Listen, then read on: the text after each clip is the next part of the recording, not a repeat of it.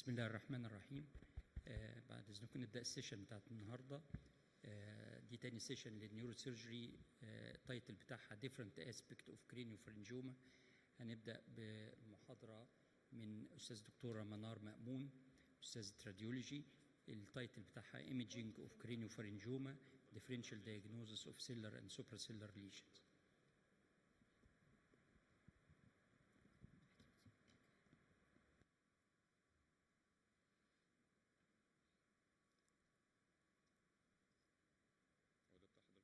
تمام.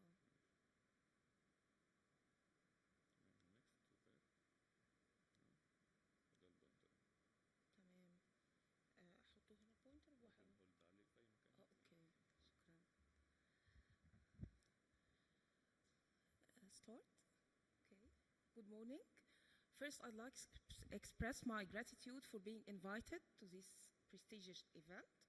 I'll talk within the next 15 minutes about imaging of craniopharyngiomas and the differential diagnosis. Starting with a brief introduction, craniopharyngiomas are considered an epithelial remnants of the roscus pouch, so they can develop anyway along the expected pathway from the roscus pouch up to diencephalon. They are benign WHO grade 1 tumors. Okay. Until the 5th edition of WHO classification of CNS tumors, adamantinomatous and papillary craniopharyngiomas were considered two subtypes, but they are discussed separately currently based on the variations in their molecular mutations. Starting with adamantinomatous, which is the far more common type in all age group, even in adults. It has two peaks, one in children and the other in adulthood, with no sex or racial predilection. Classically, craniopharyngiomas can be diagnosed as supracellular space-occupying lesions, predominantly cystic, with calcifications. This is the classic imaging criteria. The classification is considered our diagnostic feature. Usually it shows predominant cystic component. Sometimes it shows a mixed solid and cystic component, and in rare cases, solid component only. For the cystic component, it usually shows a near CSF density, but it can be hyperdense. For the solid component, it shows a soft tissue density with striking enhancement in post-contrast sequences. The calcifications, which are the most important feature for diagnosis adamantinomatous craniopharyngioma, could be stippled or peripheral eggshell-like in this one, and could be very dense. In MRI, we can see hyperintensity 1 signal intensity because of the high proteinaceous content, but it can be iso-intense also. In T2, it shows a variable signal intensity, but at least most of it will be partly T2 hyperintense. So the solid component shows striking post-contrast enhancement, and SWI can show the calcifications, and by SWI I can differentiate hemorrhage from calcific signal. Again, to this image, in T1 it can show a high signal intensity, and the hyperintense signal intensity can be seen as a rim or periphery, because the calcifications can be shown as hyperintensity 1 signal intensity. If we performed MRA or CT angiography, we can visualize displacement of A1 segments of the ACA bilaterally. Spectroscopy not required for the diagnosis of craniopharyngiomas, but if we applied a single voxel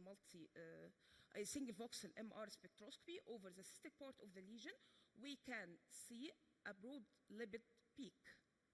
The rest of the spectrum could be very heterogeneous or even flat, and sometimes it shows the classic appearance of high choline, low N-acetyl aspartate. The summary: adamantinomatous craniopharyngiomas, the classic form of it will be predominantly cystic and could be solid and mixed solid and cystic masses. Calcifications are very common, up to 95% of cases. The classic location is supracellular, but it can occur in other locations based on the embryologic origin. It shows heterogeneous post-contrast enhancement and usually hyper-intense T1 signal intensity in MRI. Second, papillary craniopharyngioma, which is far less common than the adenomyomatosis type. It's considered, yes, it's a suprasellar tumor, but it's considered a hypothalamic tumor, usually and it could be entirely within the third ventricle.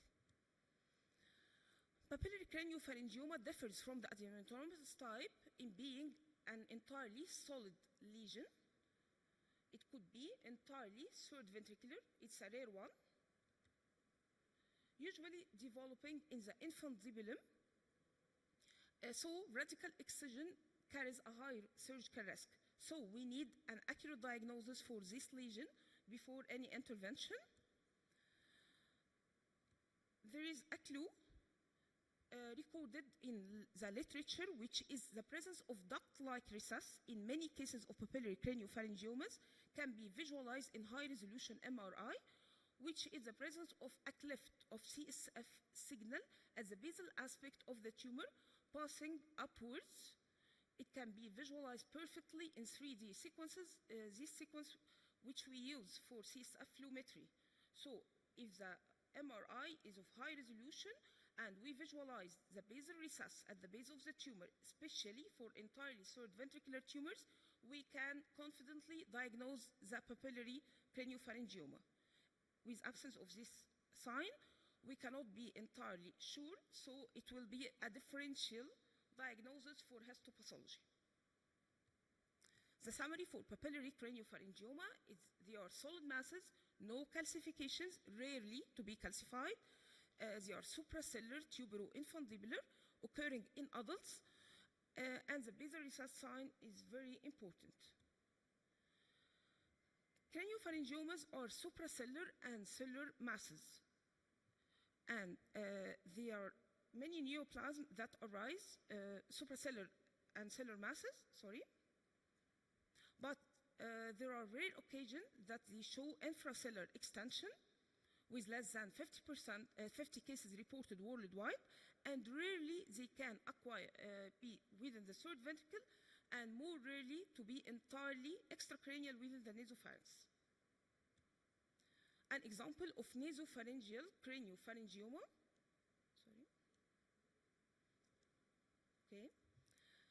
Example of nasopharyngeal craniopharyngioma, heterogeneously enhancing mass. We can visualize the calcifications in CT in a similar way to the intracranial craniopharyngioma. As you can notice, the sellar and suprasellar components are entirely intact with no tumor spots. Less than 30 cases are reported worldwide. Suprasellar, being suprasellar, carries a wide differential diagnosis because the suprasellar cistern is the homeland of many tumors, developmental, vascular, and inflammatory lesions. I'll focus on the main differential diagnosis for the craniopharyngiomas for being cystic lesions showing enhancement and even calcifications. Craniopharyngiomas, the main differential diagnosis for it is Raschke's cleft cyst, macroadenomas, the cystic necrotic parts, the cystic necrotic one, and teratomas. Again, brief summary for craniopharyngiomas. We have two types, adenomatous and papillary, are considered now molecularly distinct from each other. Adenomatous usually suprasellar, showing calcifications and predominant cystic appearance. For the papillary type, it's a solid in appearance, occurring at the infundibulum and can be entirely within the third ventricles. No calcifications are visualized, and we can see a separable line from the adenohypophysis. Cleft sign is very important. Starting with the main differential diagnosis, which is a Raschke's cleft cyst. We must differentiate between both entities because Raschke's cleft cyst is a benign epithelial cyst, is not considered a tumor. It's a non-enhancing, non-calcified cyst. So we can visualize sellar or suprasellar space-occupying lesion that could have suprasellar extension, but it's non-enhancing, no soft tissue component, and no calcifications. The main difference is being strictly midline based on the embryologic origin. Example of Raskis-Cleft cyst showing a cyst in between the anterior and posterior pituitary loops with no enhancement, no solid components, and no calcifications. The second differential diagnosis is the cystic macroadenoma.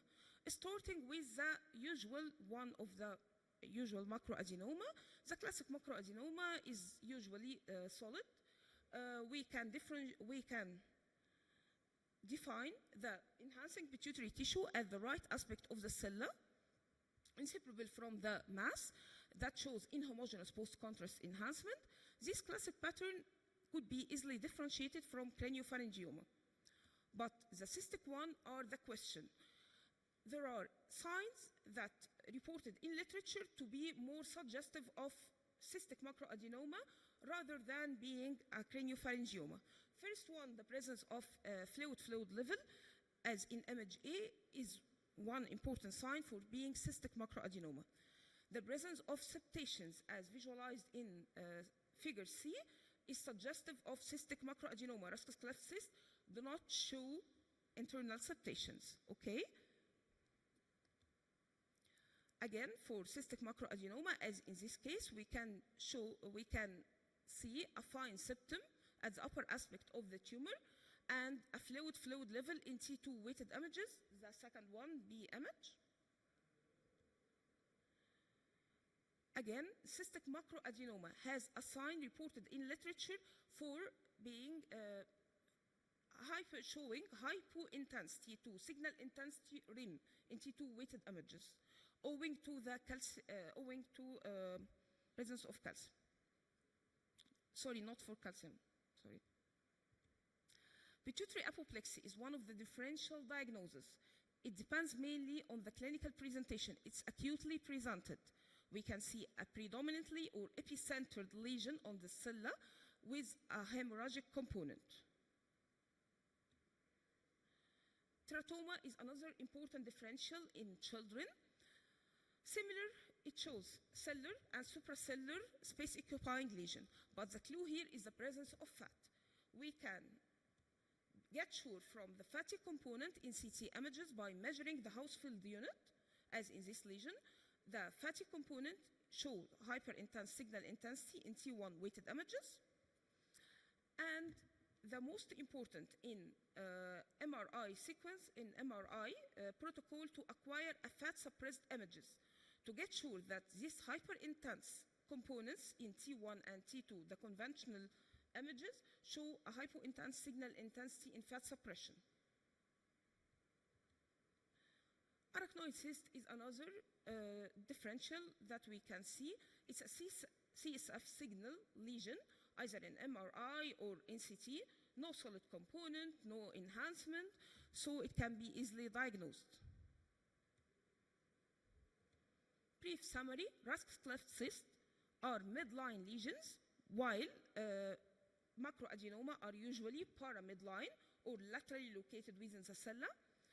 Raskis-Cleft cyst has an important sign I forgot to mention, which is the presence of intracystic nodule within it of hypo-intense T2 signal. It's not a must for a diagnosis of Raskis-Cleft cyst. It's a cellular lesion predominantly. No fluid level could be seen, no enhancement, no septations. For macroadenoma, cystic one, we usually see fluid level. It's off midline and show hypo-intense T2 surrounding rim with internal septations. For the teratoma, the fatty content is essential. We can visualize it in CT and fat-saturated images. Thank you. Any question? شكرا دكتورة منار على البرزنتيشن very illustrative. أي سؤال؟ شكرا دكتورة منار. المحاضرة الثانية إن شاء الله أستاذ الدكتور خالد الباهي craniopharyngioma approach selection.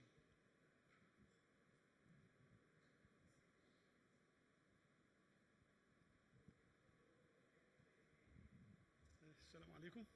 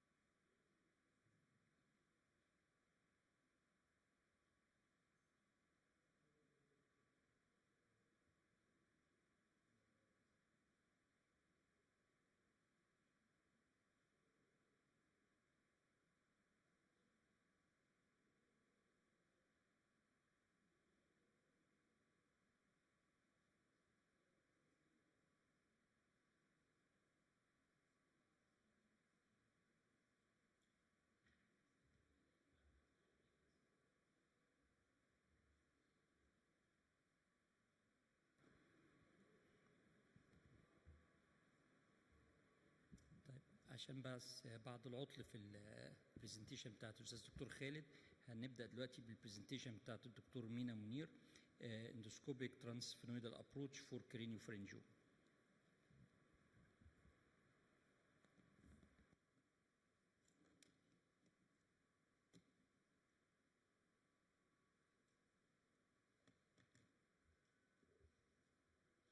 صباح الخير.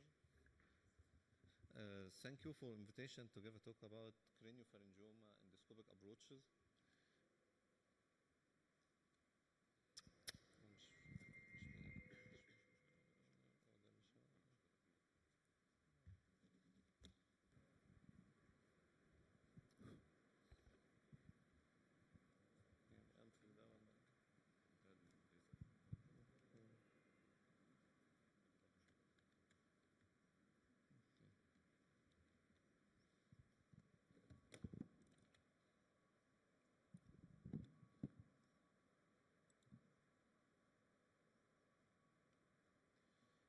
Craniopharyngioma originates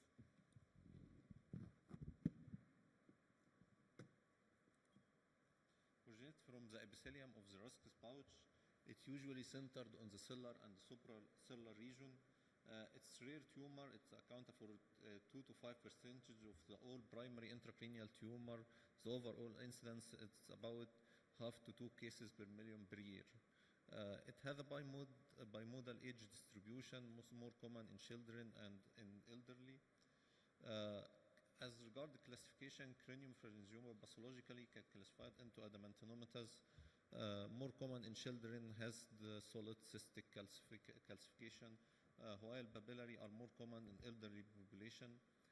Genetically classified into CTNNB positive, which is more common in adamantinomatous craniopharyngioma, or BRAF positive. Well, BRAF positive have recent studies to be responsive to biological behavior, biological treatments like dabrafenib.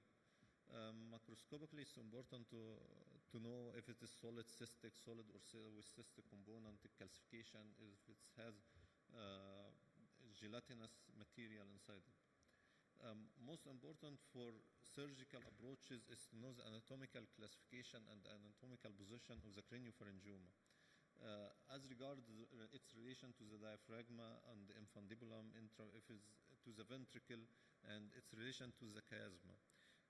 Diaphragma, it has infradiaphragmatic, which is type 0 or infracellular craniopharyngioma, or supradiaphragmatic craniopharyngioma. As regards the infundibular, it could be classified into 4 categories. Type 1 pre-infundibulum, which is located in front of the infundibulum of the pituitary stalk, located in the room surrounded by the chiasma superiorly and carotid with its perforator, superior hypophyseal laterally, and inferiorly the diaphragma and pituitary adenoma. Type 2, which is the transinfundibular, which is located inside the pituitary stalk, may be extended downward to the sella and above extended to the ventricle. Type 3, which is the retroinfundibular, is outbouched from the pituitary stalk posteriorly to be adjacent and adherent to the basilar artery and mammillary body and the brainstem, or pure intraventricular craniopharyngioma.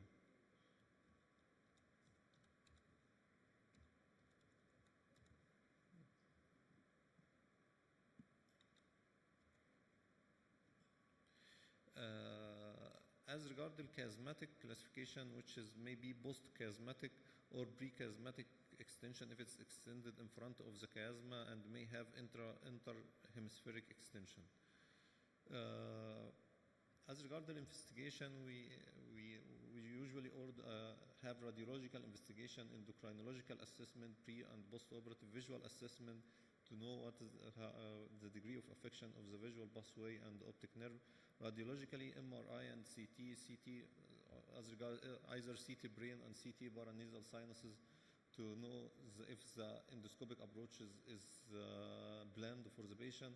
MRI also to diagnose craniopharyngioma and to assess the anatomical relations of the craniopharyngioma to different structures.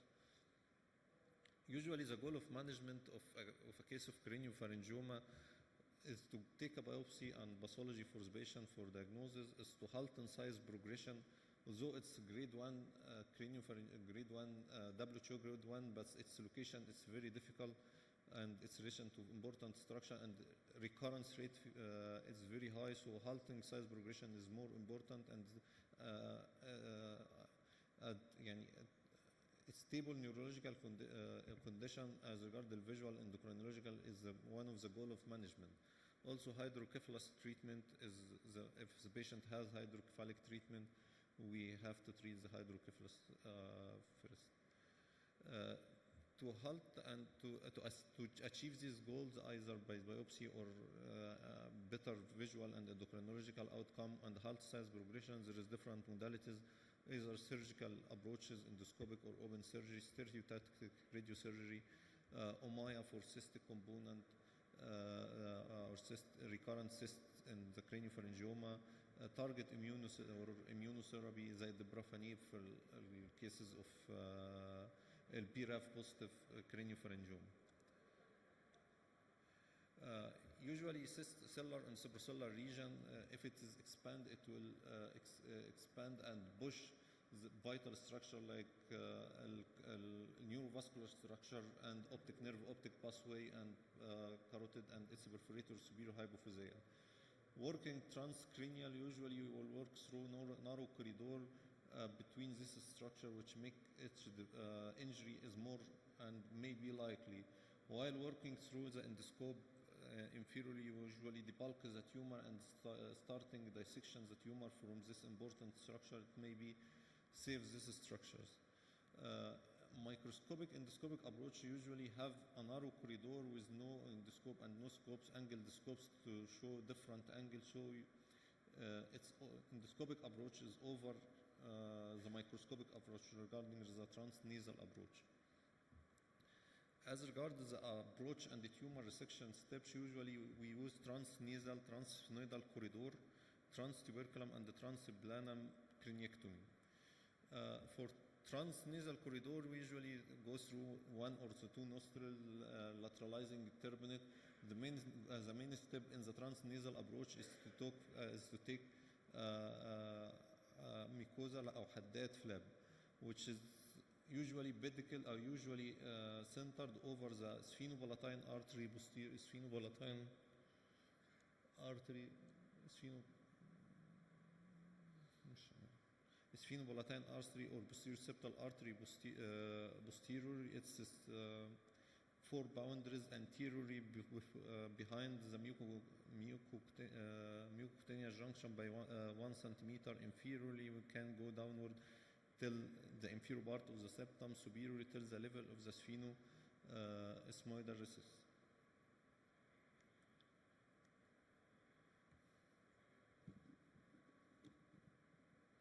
This is a video to take an nasoseptal flap.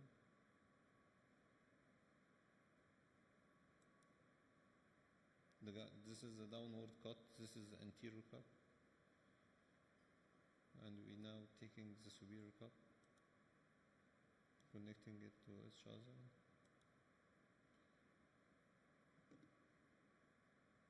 The same thing, all the flap posteriorly to its pedicle in the sphenoesmoid over the sphenopalatine artery.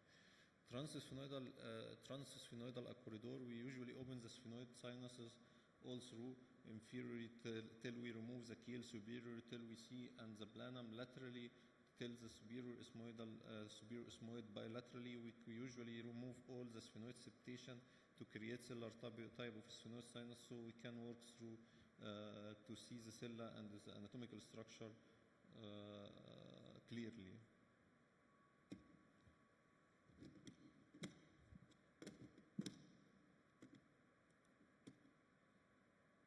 Here a video for the sphenoidotomy and open all the sphenoid sinuses. Open all the inferiorly. We remove all this keel using the drill, diamond or cutting drill, removing all the septation. going laterally to the sphenoid sinus to be posterior ethmoid bilaterally, till we see all the anatomical structures and anatomical landmark for the skull base, optic nerve bilateral planum, tuberculum, carotid prominence, and optic carotid recess clearly. Transtuberculum and transplanum approach. Transtuberculum usually extend between the both medial OCR bilaterally and extend anteriorly till the planum, inferiorly till the sella. Transplanum extend between the both optic nerve bilaterally and extend anteriorly till the cribriform and posteriorly till the tuberculum. We should adjust the craniectomy for the transtuberculum and transplanum according to the tumor size and tumor location. Video for transtuberculum. This is the carotid prominence bilaterally. This is the optic bilaterally, using navigation to identify the anatomical landmark. Starting drilling, and then we use the caissons to remove the medial OCR.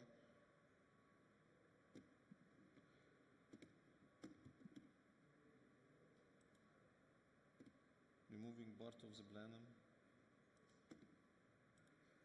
After we remove this is the end. After removing the tumor, this is the relation between this is carotid bilaterally, optic nerve and optic chiasm and anterior cerebral artery. The view after removing the tumor from this approach.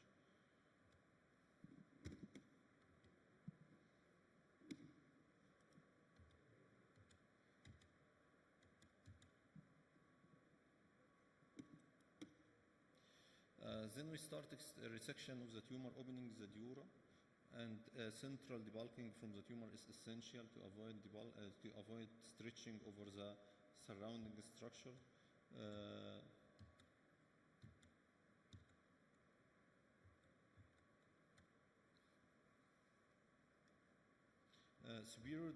After debulking of the tumor, we start superior dissection of the tumor from the optic chiasm and optic nerve. Lateral dissection from the carotid and superior hypophyseal artery, inferior dissection till we identify the pituitary stalk and its origin, the tumor from the pituitary stalk. Then we, if there is post-infundibular part, we start in dissecting it sharply or bluntly from the brainstem and basilar and posterior cerebral artery. Here is video. Starting drilling to achieve the approach. Identify the optic carotid recess. Starting debulking of the tumor.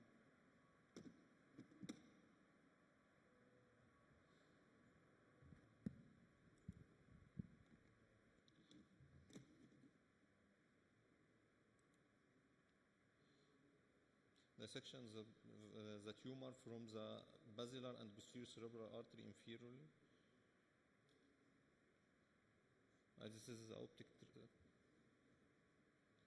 dissection the tumor laterally from the hypothalamus till we see the foramen of Monro, the aqueduct, sorry.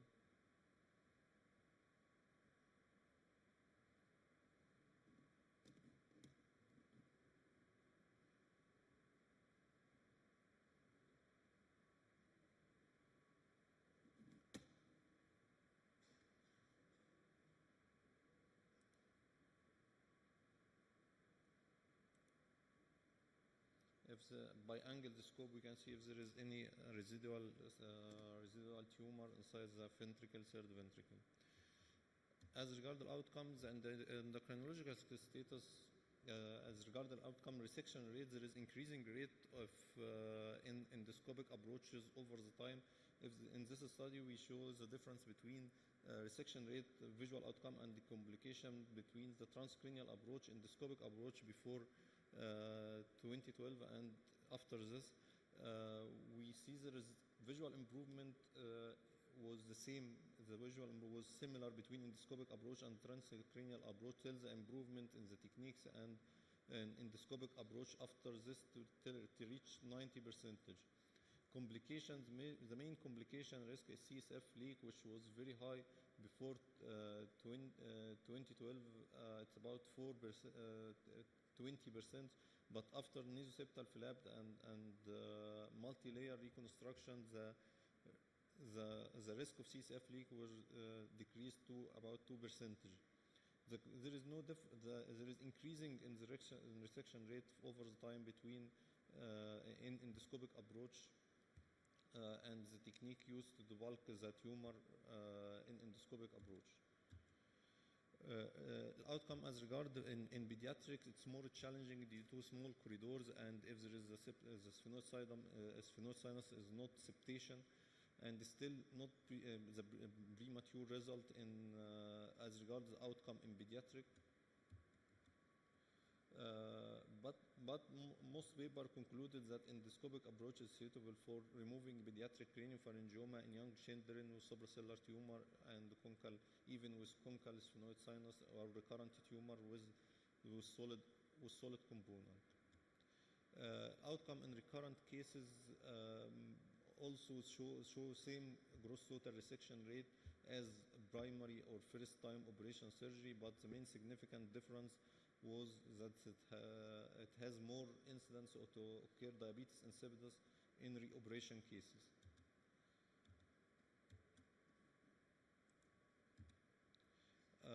Limitation for endoscopic approaches for craniopharyngioma, usually it's if it is anatomical, patient factors, or learning curve and instrumentation. As regard anatomical, if there is a chiasma diaphragma window is very narrow, so we can't work through it to remove the craniopharyngioma. In prechiasmatic, if there is any extension interhemispheric, you can't reach it through endoscopic. Transinfundibular, if it's extended superiorly beyond the foramen of Monroe. If there is retroinfundibular, it's usually challenging because it's adherent to the hypothalamus and the perforator. Pure intraventricular, usually it's very challenging to do it endoscopically. Even the lateral extension of the tumor beyond the paraclinoidal carotid into the middle cranial fossa, it's a major limitation for endoscopic approach. Hypothalamic invasion also is a limitation for any removal for craniopharyngioma. Patient factor, if there is non-pneumatized sinuses, if there is any prior surgery in the nose with no available flaps to do the reconstruction, if there is any very narrow intercarotid distance, if the patient is old age unfit for surgery.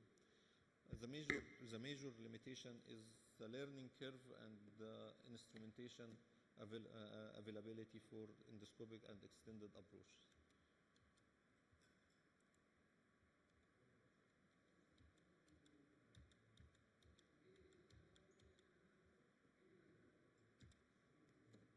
Thank you. Thank you, Dr. Mina. I think we will keep the questions till the end of the session. Now, Professor Dr. Khalid Al-Bahi, Professor of Neurosurgery, Ain Shams University, will present to us two presentations. First one will be craniopharyngiomas approach selection. لا ممكن اشتغل من هنا لا لا اشتغل من هنا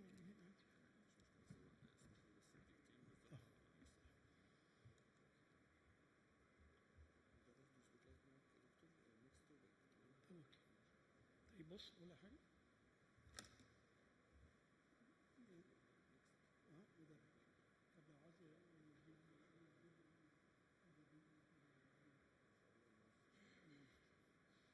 بس عشان البروجيكشن بس بتاع خد وقت حبه. اول حاجه انا بشكركم جميعا على الحضور وبخص بالشكر الاورجنايزنج كوميتي اور كوليج ان ذا ديبارتمنت اوف نيوروسيرجري. برضه بشكر الدكتوره منار على محاضره الراديولوجيكال كلاسيفيكيشن اوف سيلر اند سوبرا سيلر ايمجز، والدكتور مينا على النايس برزنتيشن فور ذا اندوسكوبيك نيزل ابروتش.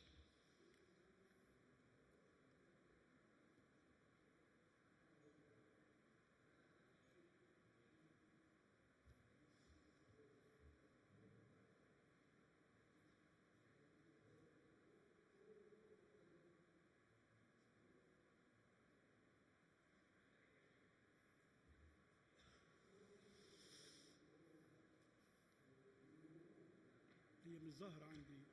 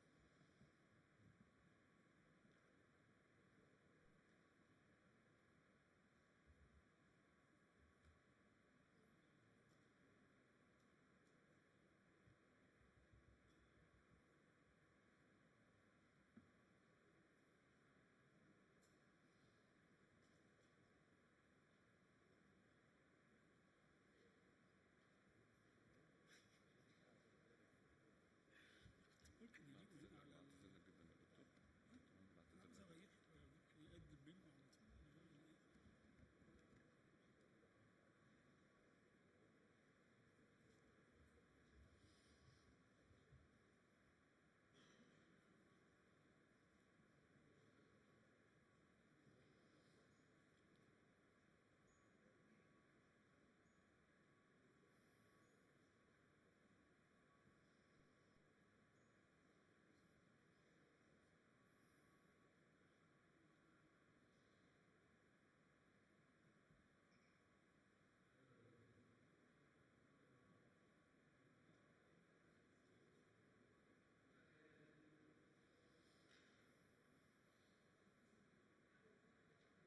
مش ظاهر حاجه هنا خالص. ايه؟ أنا للأسف. عندهم مشاكل كبيره.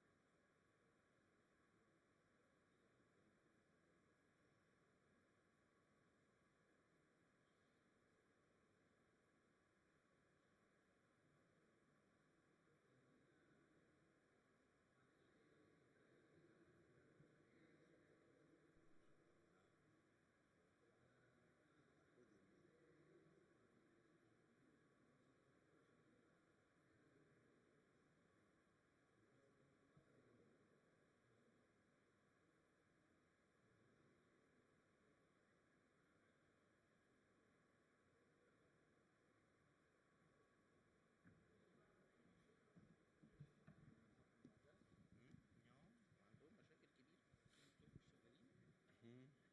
قدم الدكتوره منال بقى. قدم الدكتوره منال المهدي يقول لهم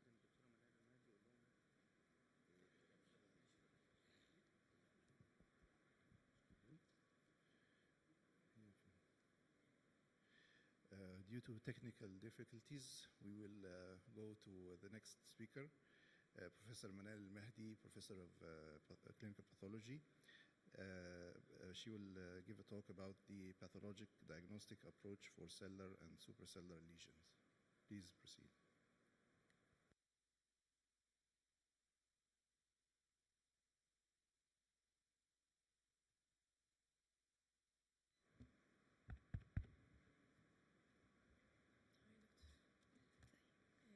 ده النكست ده الباك وده صباح الخير. Thank you for your kind invitation. I will talk about the pathological diagnostic approach of cellular supracellular lesions. I have no conflict of interest. This is the outline of my talk. I will start by the pathologic diagnostic algorithm for cellular supracellular lesions. Then I will move to an overview of the classification of pituitary tumors. I will end my talk by briefly outline other cellular supracellular, common cellular supracellular lesions. I couldn't cover all cellular supracellular lesions, so I will talk about only the common supracellular cellular lesions. Supracellular masses present with a variety of neurologic or endocrine dysfunction depending on their site of origin and mass effect on adjacent structures. Interpretation of histopathology is greatly added when viewed in the perspective of clinical, operative, and radiological details. The combination of a location-based algorithm with radiological imaging finding permit to narrow the differential diagnoses of cellular supracellular lesions. This radiologic image summarizes the list of all cellular supracellular lesions, and this is the algorithm for diagnosis according to pathology. If the radiology say it's a pituitary lesion, morphologically formed of monomorphic round or polygonal cells, and the architecture of the pituitary is lost, so it's pituitary adenoma. If the lesion is formed of mainly spindle cells with fibrillary background, so we will think about posterior pituitary lesions. If it's not pituitary, so it's other supracellular lesions. If the architecture is syncytial arrangement, so it's meningioma. If it is partially cystic with papillary architecture formed of squamous epithelium with lamellar keratin and in a background of stellate reticulum, so it's morphologically and the diagnosis consistent with craniopharyngioma. Other differential diagnoses as a cyst with a lining of mucin secreting cells. It's a colloid cyst, mainly arising from the third ventricle. If the lesion consisting of Langerhans cells with a lot of eosinophils, so the differential is Langerhans cell histiocytosis. The common differential diagnoses of cellular supracellular lesions, number 1, 2, and 3 are pituitary adenomas. Then we move to craniopharyngioma, germ cell tumor, and meningioma. Pituitary adenomas are the most common tumors of pituitary and cellular lesions. It represents about 16% of all primary CNS tumors. This is the classification of the WHO of endocrine organs, the 3rd, 4th, and 5th edition of the classification. We are following the updated classification nowadays, the 2022. The WHO classification in 2004, the pituitary tumors are classified in adenoma, atypical adenoma, and carcinoma.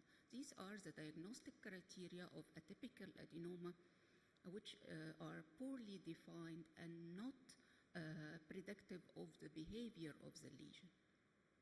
So in 2017, the recommendation is the deletion of atypical adenoma with no need of tumor grading of the anterior pituitary tumors.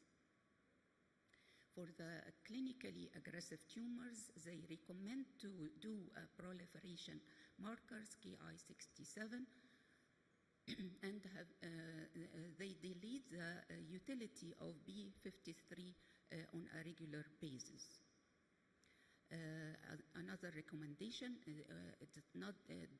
doesn't require the inclusion of invasion and pathological reporting. It's only radiological and operative finding. This is an overview of pituitary tumors. There are 3 major groups. neuroendocrine tumors, including pituitary adenoma or pituitary neuroendocrine tumor, pituitary carcinoma, or metastatic pituitary neuroendocrine tumor. For the non-neuroendocrine tumors, we have pituitary tumor family and neuronal tumors. Other pituitary tumors is pituitary blastoma. According to the updated classification, the acceptable terminology of pituitary adenoma is PET neuroendocrine tumor, pituitary adenoma. But the preferred terminology is pituitary neuroendocrine tumor. So why they change the nomenclature of pituitary adenoma? Because the term adenoma is benign. It's not harmful and it's not invasive. Pituitary adenoma, some of the pituitary adenoma are invasive. So they exclude and delete the term adenoma and they replace it with pituitary neuroendocrine tumor. Also, the metastatic tumors are morphologically identical to adenomas.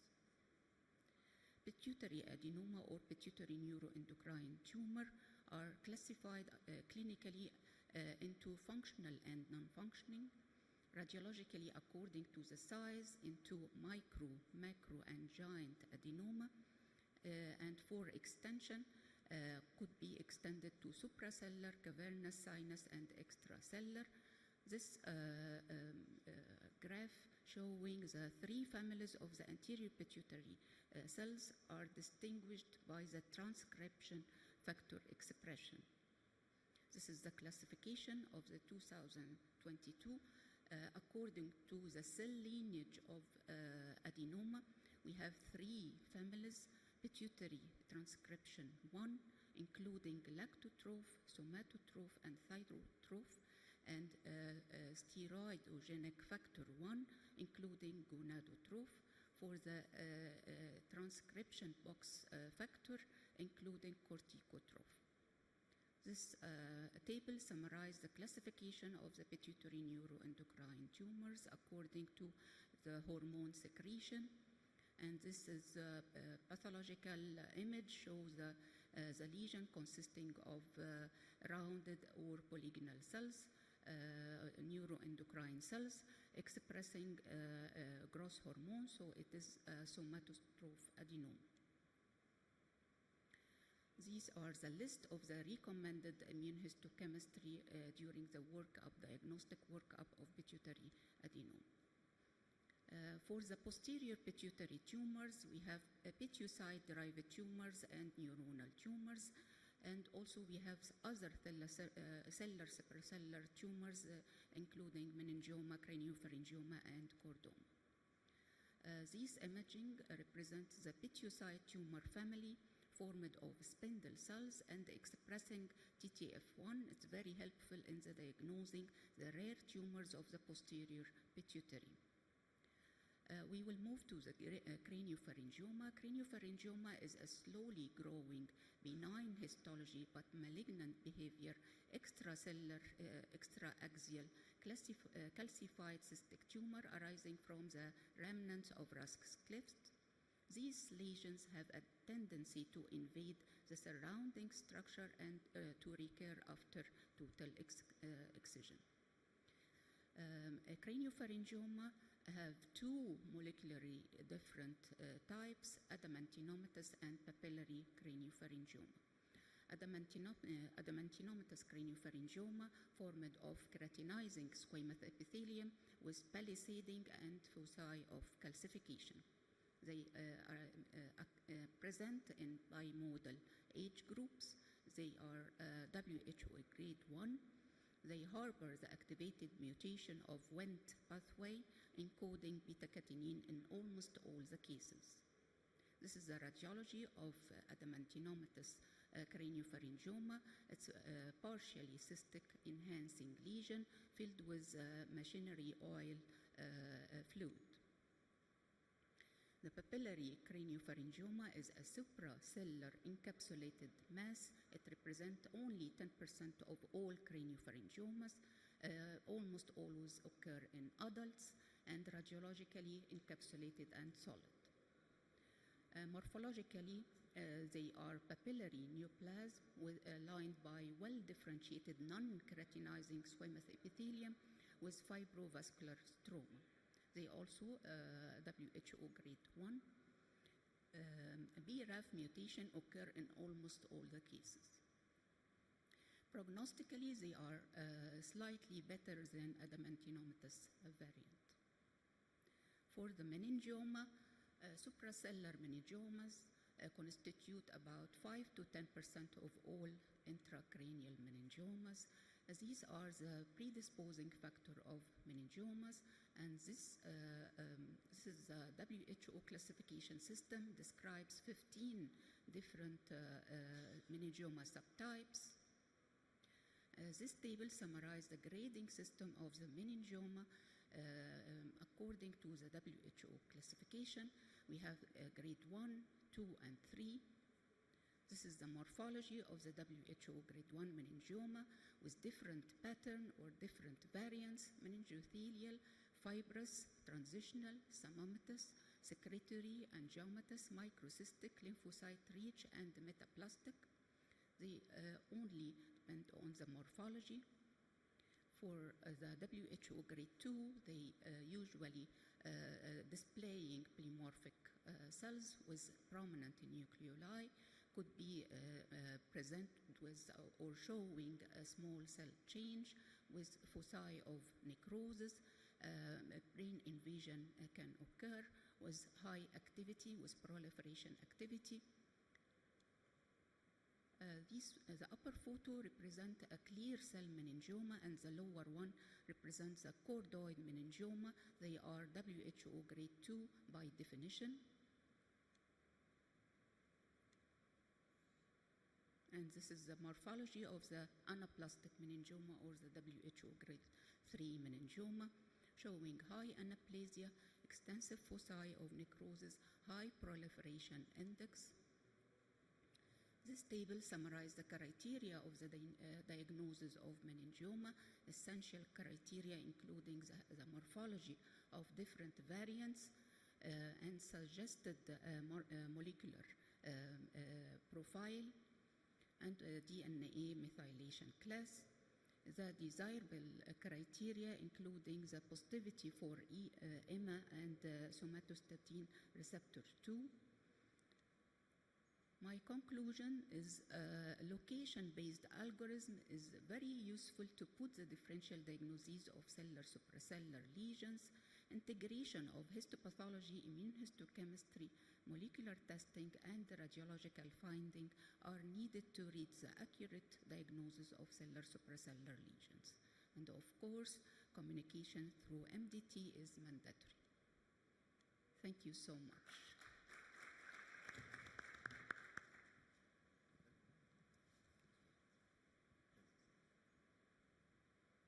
Thank you, Professor Dr. Manal. Questions will be after the end of the session. Sorry, Professor Dr. Wael Samir wants to ask a question. So. ألف شكر يا دكتور منال، وأهلا وسهلا بحضرتك، شرفتينا. معلش ليا سؤالين بعد إذن حضرتك. السؤال في البيتيوتري وسؤال في الكرينيوفرنجوما. اخر ابديت للكلاسيفيكيشنز بتاعت التيومرز اوف ذا بيتيوتري، الحقيقه لو انا فهمت صح عملوا حاجه غريبه جدا. الاي سي دي كودينج بتاع البيتيوتري نقلوه من 0 ل 3، يعني من بناين لمالجنانت تيومر. دي حاجه الحقيقه يعني مش مفهومه ليا بالنسبه لي قوي. النقطه الثانيه بالنسبه للكرينيوفرنجوما في الدبليو اتش او، برضو اخر كلاسيفيكيشن للدبليو اتش او نقلوا، كان عندنا 2 سب تايبس للكرينيوفرنجوما، الادينوماتس والبابيلري، نقلوهم ل 2 ديفرنت تايبس، يعني بقى دول 2 كاتيجوريز مختلفين. اتنقلوا من السب تايبس للتايبس اكوردنج تو وات. شكرا. هبدأ بالسؤال الثاني بالنسبة للكرينيوفرنجيوما. الأول كنا بنقول عليهم سب تايبس، مورفولوجيكال سب تايبس، لأن هم كانوا إحنا لسه ما كناش عارفين قوي الجينيتك ديتيلز بتاعتهم، الجينيتك بروفايل بتاعتهم، فكنا بنقول according للمورفولوجي. هل هم شكلهم ماشي مع الادامانتينوماتس ولا مع البابيلاري. ده كده انكلودد لغايه سنه 2017. سنه 2022 غير ال WHO غيرت خالص الكلاسيفيكيشن وخلتهم two different molecular types, two different tumors according to الجينيتيك بروفايل. البي راف بوزيتيفيتي ماشيه مع اكتر الادامانتينوماتس، والبيتا كاتينين بتبقى اكتر مع البابيلاري. ف they are different tumors. The differentiation according to molecular genetics now is absolute. يعني مش هلاقي مش هلاقي الكاركتر of molecular genetics بتاعت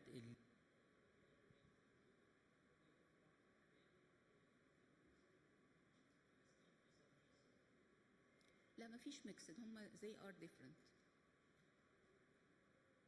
معلش ممكن حضرتك تقولي السؤال الاولاني تاني؟ الاولاني الاي سي دي كودنج بتاع البيتيوتري اتنقل من 0 ل 3 بعد ما بيت نت بعد ما بقى ده البروليفريشن ولا الميتوتيك اكتيفيتي؟ لا مش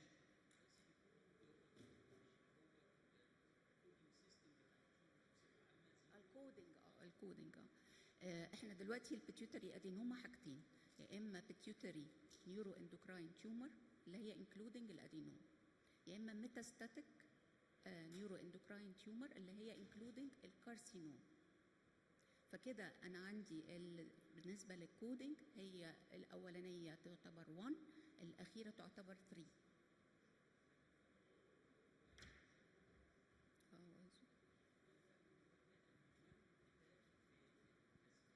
ده في الميتاستاتيك. الميتاستاتيك 3، لكن النيورو اندوكراين هي ما زالت 1. لا خليني اتشيك ده. لا.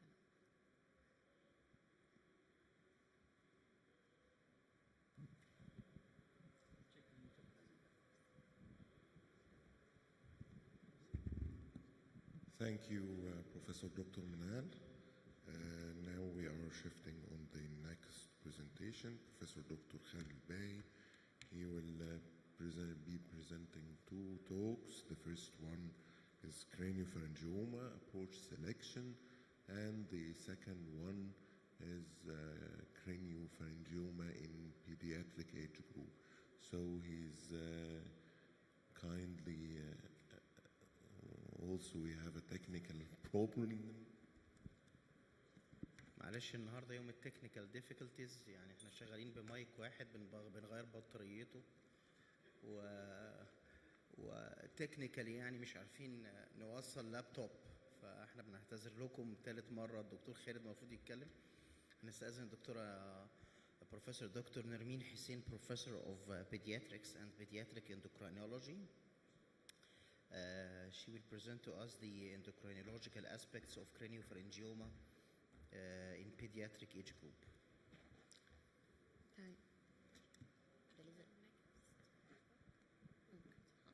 صباح الخير.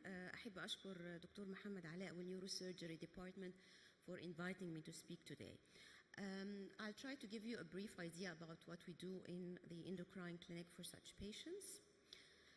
This is one of my patients. She presented to me about 2 months ago. She was 6 years at the time of presentation. She had history of headaches going on for 2 years, behavioral changes. She became very nervous with parents and friends, and parents noticed a recent growth spurt. And as you can see from the picture that the breasts look like a girl who's 11 or 12 years old rather than 6.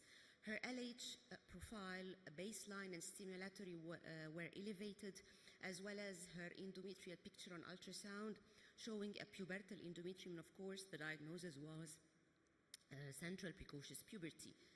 And that was her MRI picture demonstrating the typical pictures of a big craniopharyngioma, suprasellar, inseparable from the hypothalamus, causing some ventricular system dilatation and resting on the midbrain with pituitary stalk deviation. So we now after the previous talks, know about the incidence and the nature of such tumors, and they're quite common in the pediatric age groups. The survival rate is actually quite good, reaching 100% at 10 years. However, the mortality compared to general population is still considerable, and the main causes of mortality is actually the progression of the tumor, in addition to the effects of the tumor and its treatment.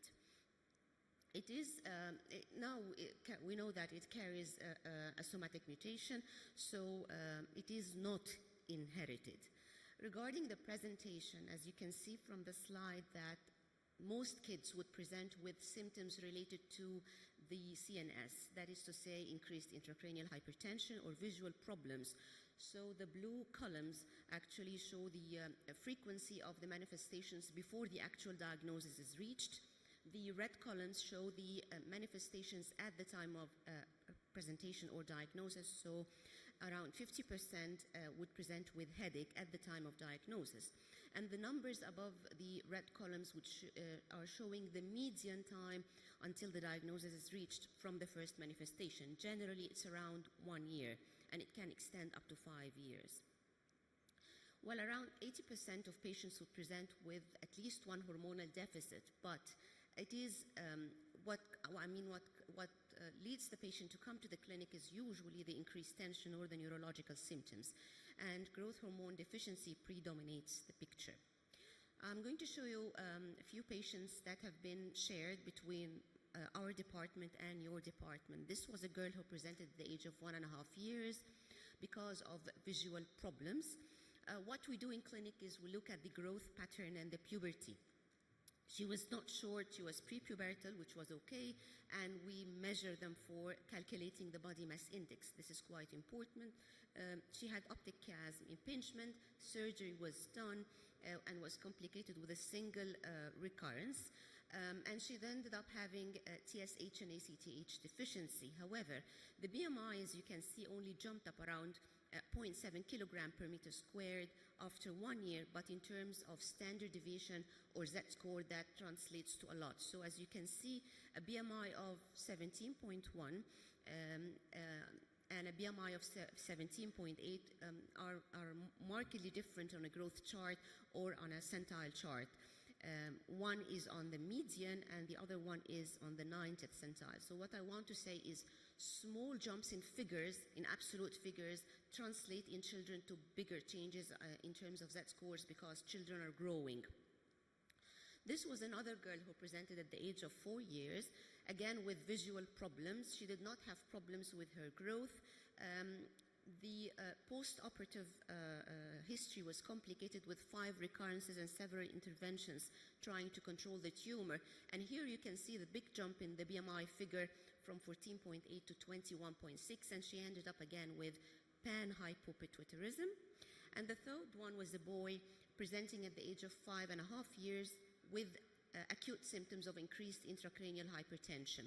Not short, he was quite obese at the time of presentation, did not have any recurrences, and the BMI came down nicely 1 year post-surgically, but he ended up having multiple pituitary hormone deficiencies.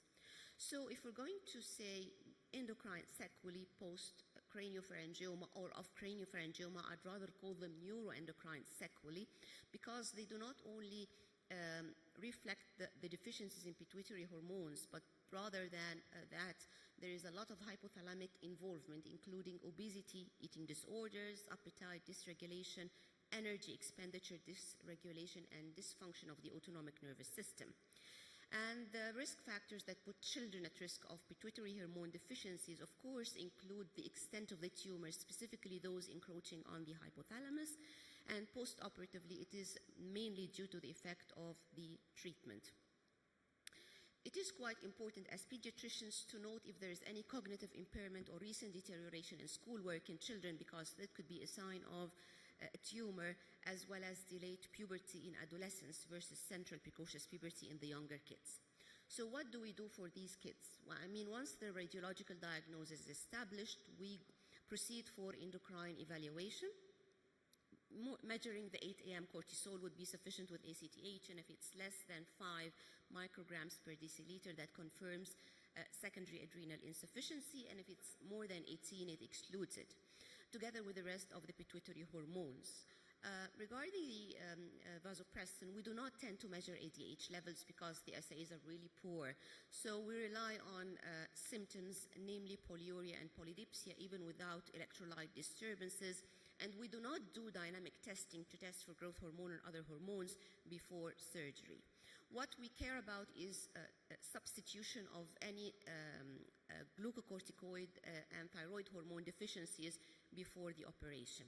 So what about post-operative? I mean, about 100% of kids would develop at least one endocrine deficit.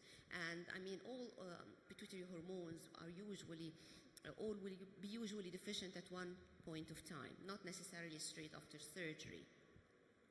And we have to understand that this is not a complication, but rather than a complication, it is a normal endocrine consequence of surgery. And that is why the trend is now towards the hypothalamic sparing techniques to spare the hypothalamus, which puts the child at risk of panhypopituitarism, and proton therapy as well would spare such a hazardous complication.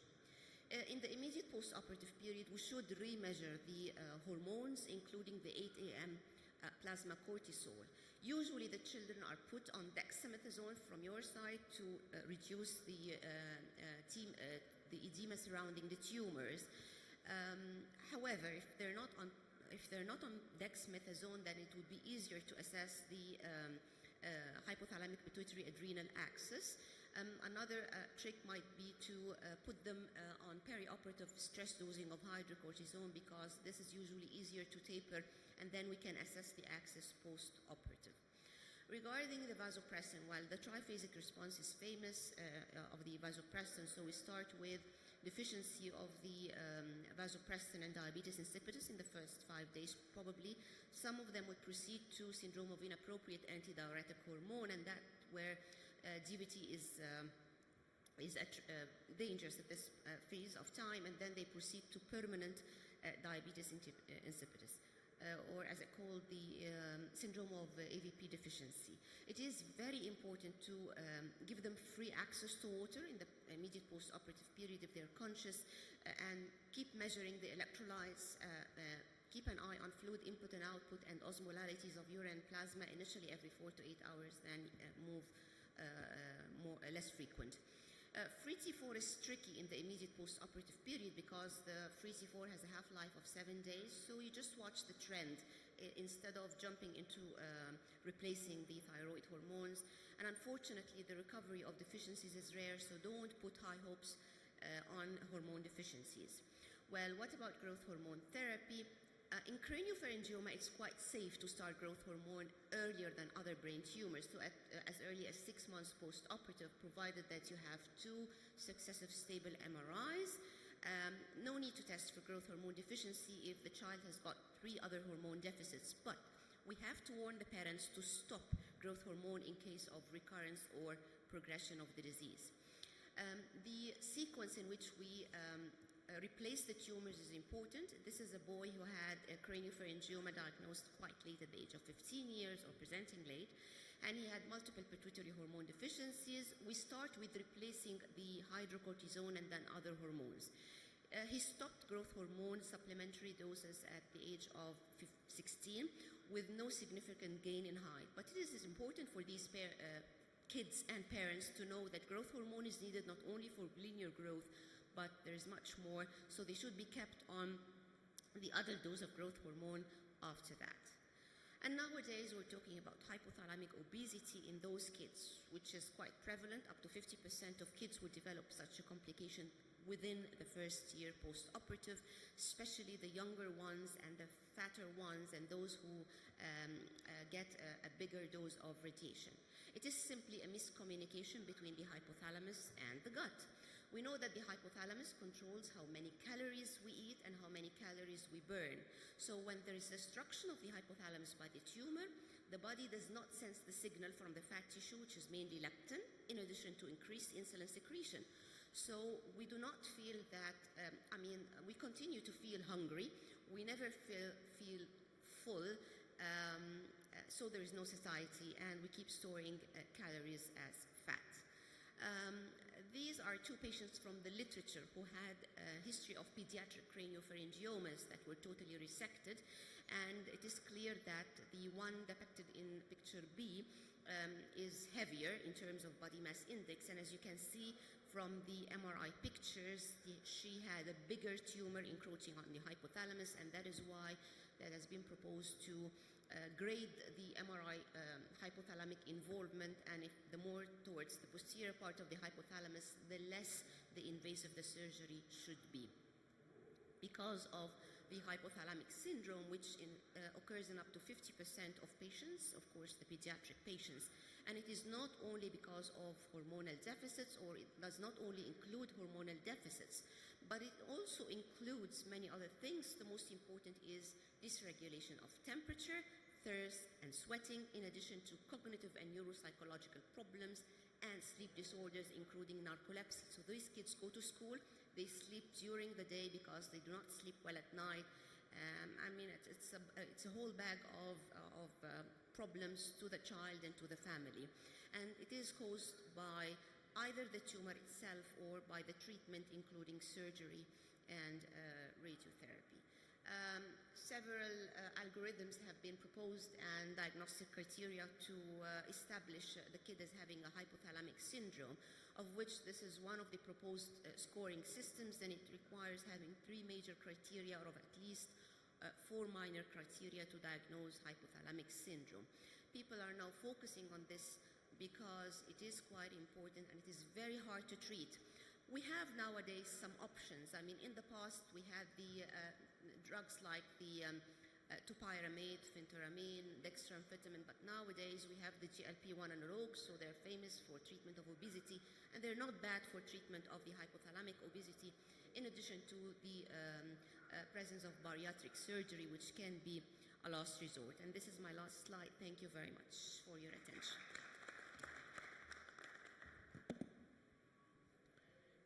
Thank you, Dr. Nermeen, for this presentation.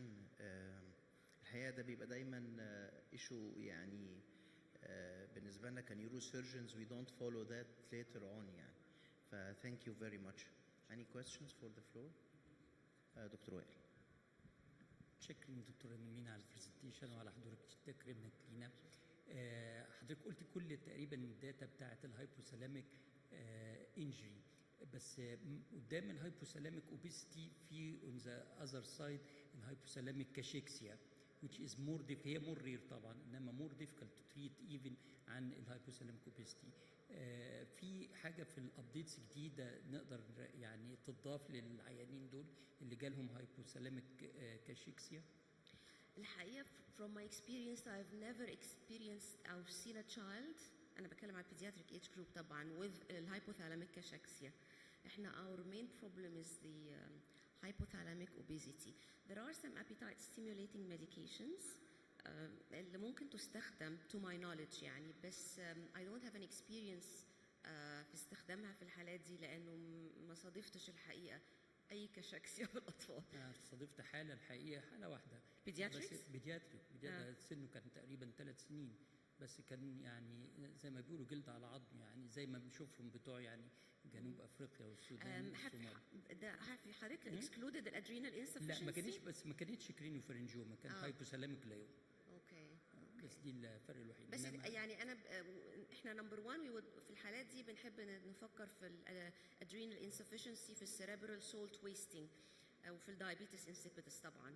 If we exclude this then we might revert بقى appetite stimulating medications. شكرا جزيلا. Thank you Dr. Nermeen very much. Now we go to Dr. خالد أخيرا يعني. آخر مرة بقى. التوكس اللي انتظرناها يعني من بدري كلنا. بسم الله الرحمن الرحيم. بنشكر طبعا كل الحضور واساتذتنا، الاستاذ الدكتوره مروه والاستاذ الدكتوره نرمين على البرزنتيشن. وطبعا احنا بنقول هنا في مالتي ديسيبلينري ابروتش للكرينيوفارنجيوما، ولازم نسمع راي الاندوكراينولوجي والبيدياتريك والنيوروراديولوجي والنيوروباثولوجي والنيورو اونكولوجي. بيشرفنا حضور الدكتور خالد عبد الكريم والدكتوره منال. انا مش هكتر كتير قوي. معروفه ان كرينيوفارنجيوما بتطلع من راسوس كليفت باوتش كومن في تشيلدرن مورز ان ادلت. الباثولوجي زي ما الدكتوره منال قالت في بابيلاري تايب وده كومن ان ادلت، في الاديمنتينوماتوس تايب كومن ان تشيلدرن.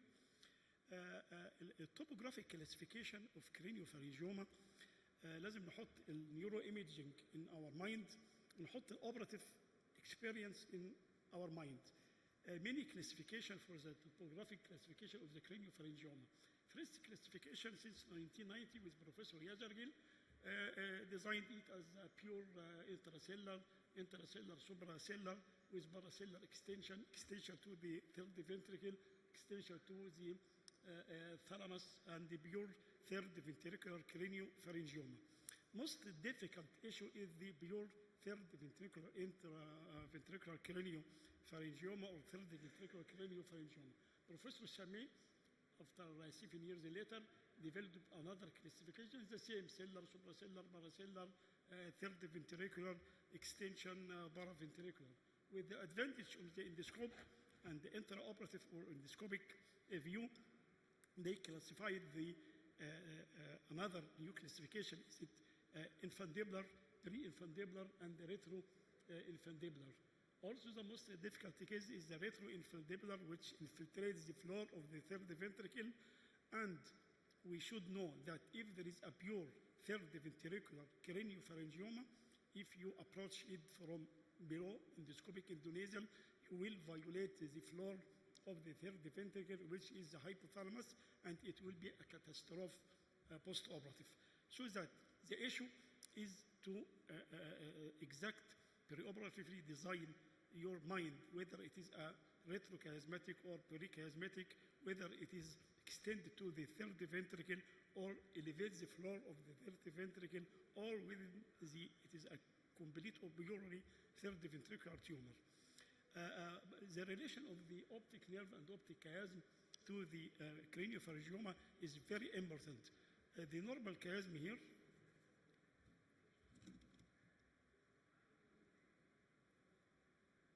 the normal chiasm is optic nerve. For the prechiasmatic craniopharyngioma, usually it is associated with the post-fixed chiasm. We can find a long optic nerve, and the chiasm is stretched backward.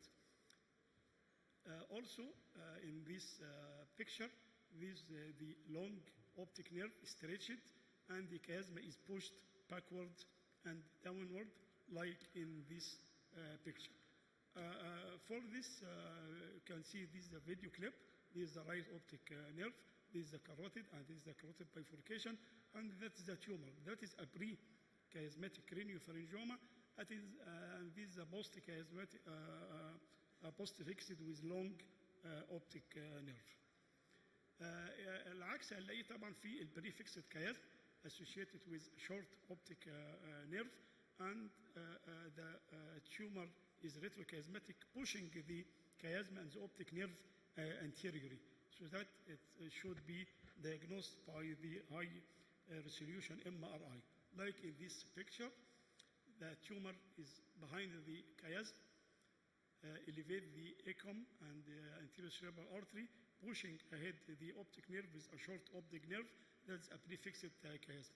In this case, if you would like to approach it, this short optic nerve, and that is the lamina terminalis stretched by the tumor, and the tumor beneath or behind the chiasm, stretching the lamina terminalis and the anterior cerebral artery. So that a high resolution MRI should be performed in sagittal coronal and axial with FLAIR image to identify whether it is a prechiasmatic or retrochiasmatic.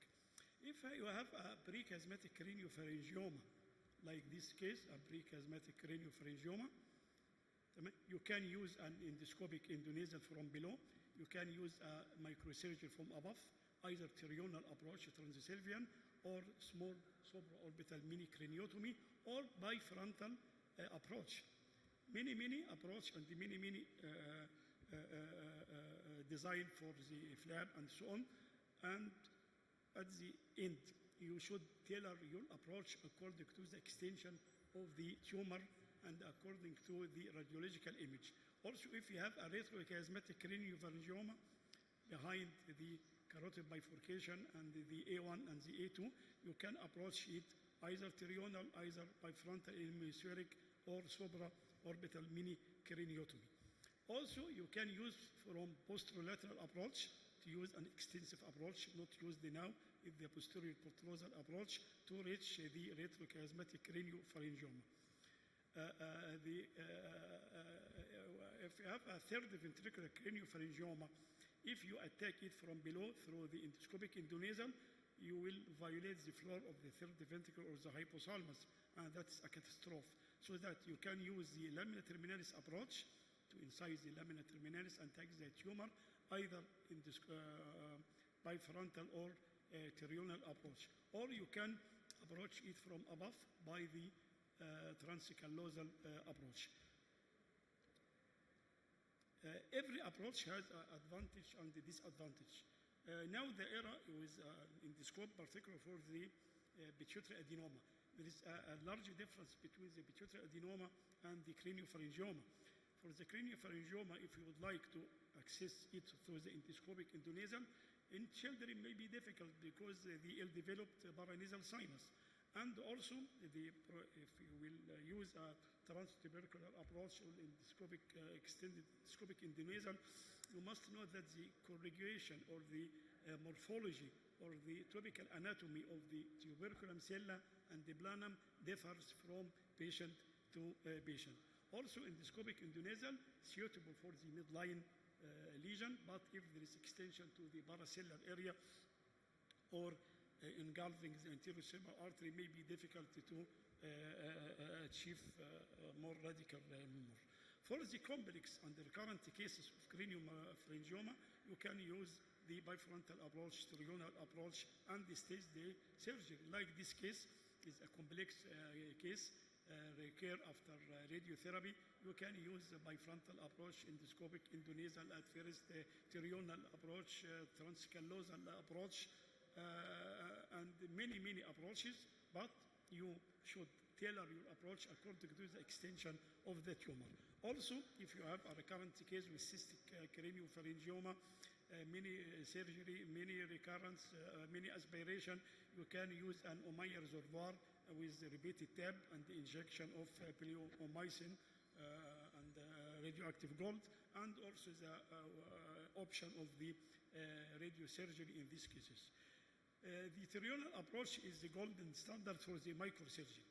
Is indicated in prechiasmatic and also in retrochiasmatic, in the midline lesion and in paramidline lesion, particularly with the recurrent cases or cases after radiosurgery or as a stage surgery of a complex tumor.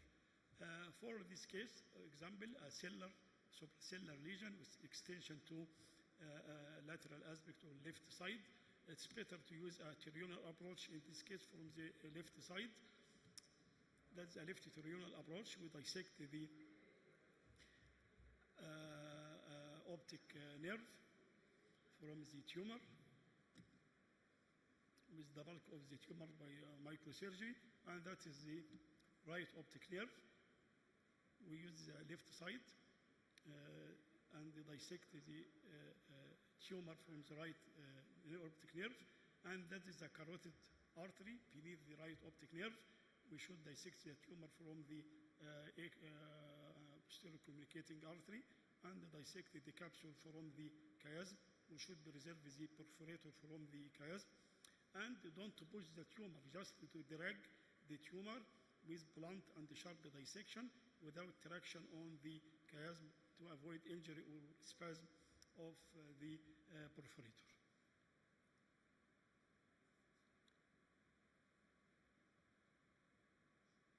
The left optic nerve was infiltrated by the tumor. We drag the tumor from below the left optic nerve here, and that is the carotid bifurcation, and that is the A1, and that's the perforator from the anterior cerebral artery.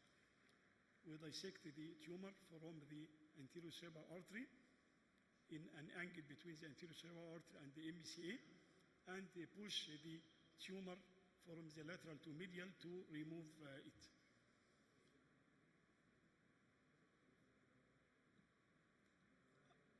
After that, you should explore the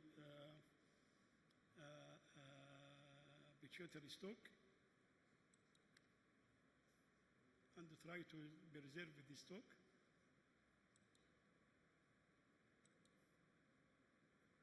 The tumor is dissected from the left optic nerve and sharply cut. There is a residual here attached to the left optic nerve. The tumor is gross totally removed. That is the optic nerve, that's the right one, that's the left, that's the chiasm, that's the anterior ICA.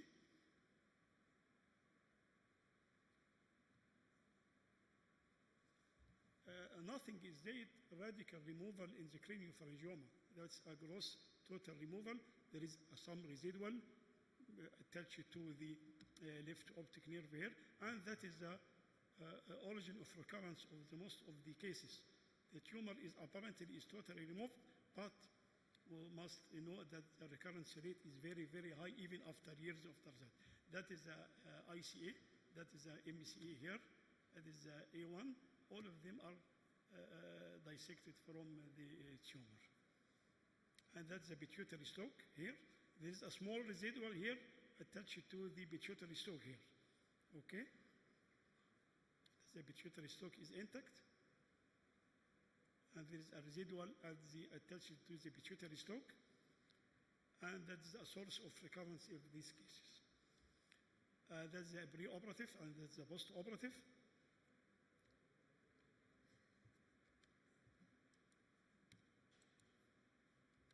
Wave يا ريس.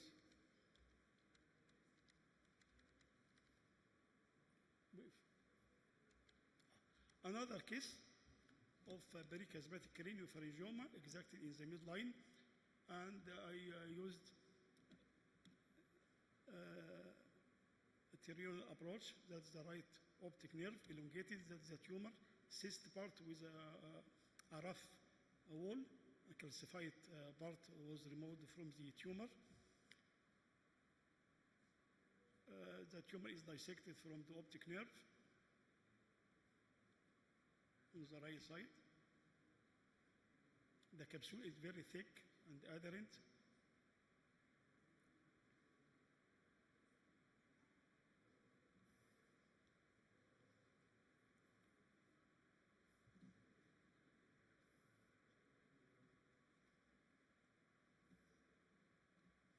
The pre and the post-operative.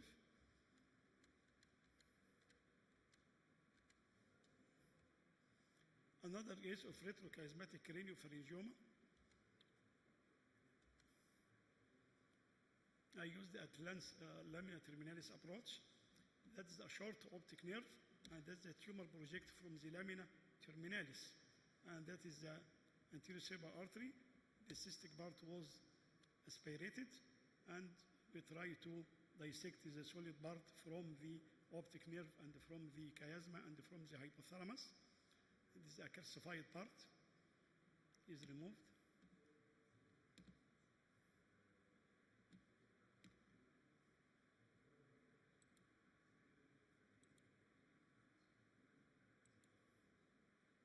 The solid part is debulked and removed.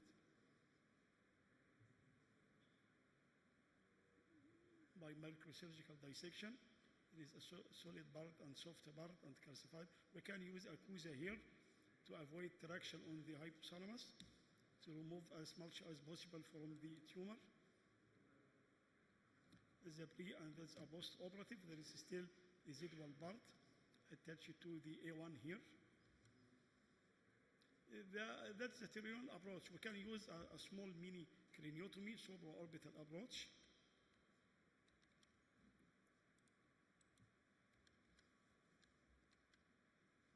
We can increase our angle of view by drilling the roof of the orbit to achieve more angle of the view.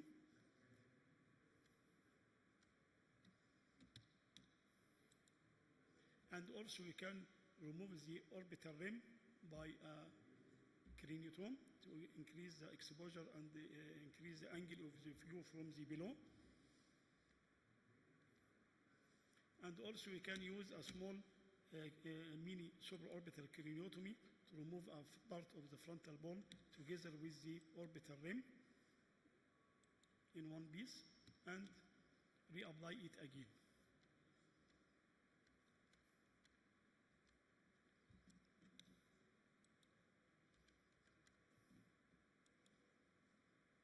Another case of frontolateral approach for the small perichiasmatic calcified craniopharyngioma.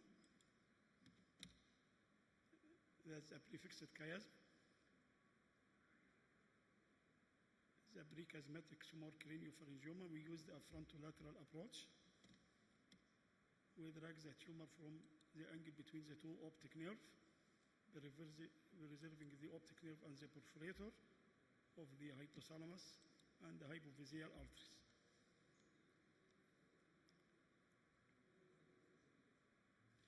Most important also in the frontolateral approach, you can use it in the retrochiasmatic craniopharyngioma as the lamina terminalis is incised. We drag the tumor from within the third ventricle. We should preserve the anterior cerebral artery in this case.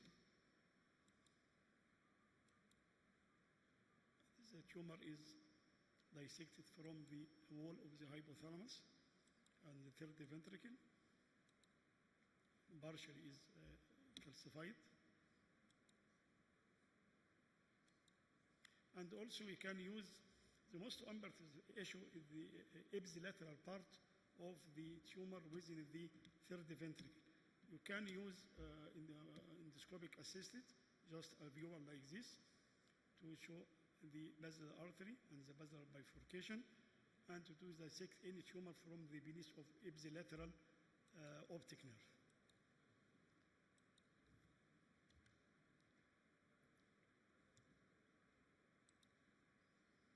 Pre and the post-operative. Pre and the post-operative. Also, we can use a frontolateral approach in a midline lesion like this.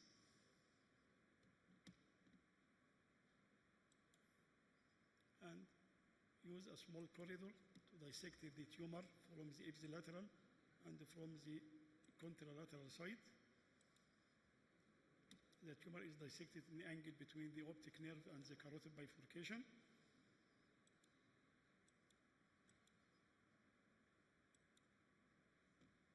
And this is the pituitary stalk here. That's the right optic nerve. And that's the dorsum celli. There is a residual attached to the chiasm in the angle between the right optic nerve and the pituitary stalk.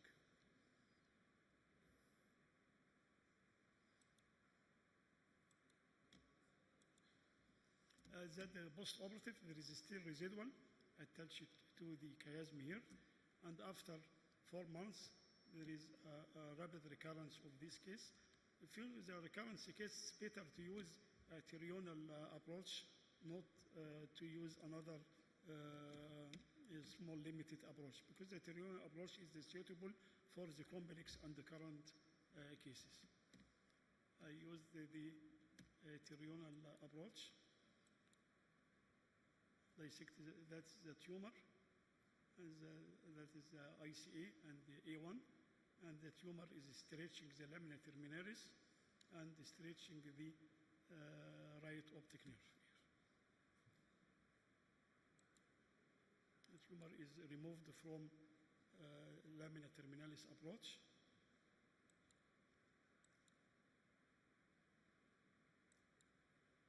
I used the CUSA because it was calcified here and very solid.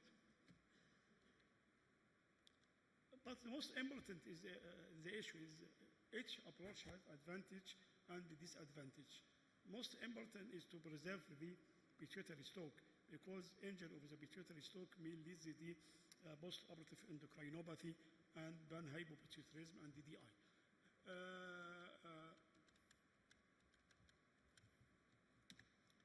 Also, we should preserve the perforator around the chiasm and the optic nerve and the hypothalamus. We we can conclude that many approaches are described to deal with the craniopharyngioma. Each approach has advantage, disadvantage, limitation, and we should cooperate with the pediatric and the oncology and the pathology and the neuroradiology and gamma knife to reach a maximum result for the issue of the craniopharyngioma. البرزنتيشن بس الثاني هو على البيدياتريك craniopharyngioma، يعني احاول اختصره برضه.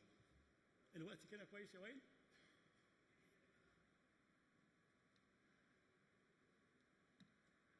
البيدياتريك craniopharyngioma يعني فيها some limitation في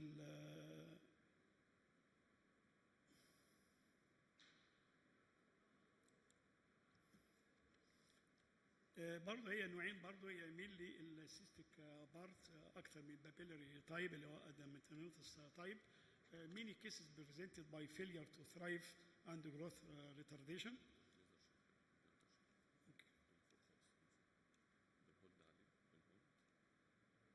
Okay.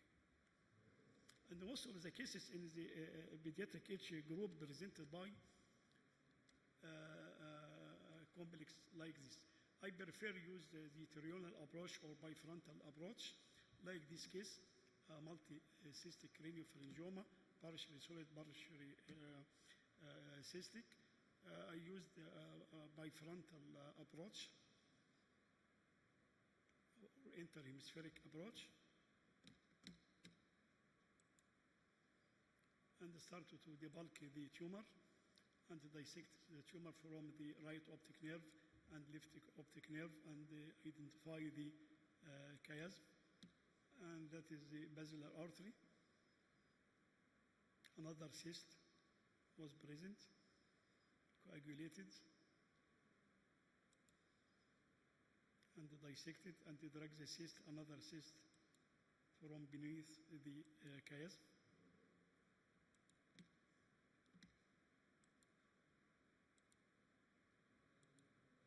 And that's the basilar artery, superior artery, and the B1. And that's the oculomotor nerve. As the preoperative, and that's the postoperative, perioperative, and postoperative.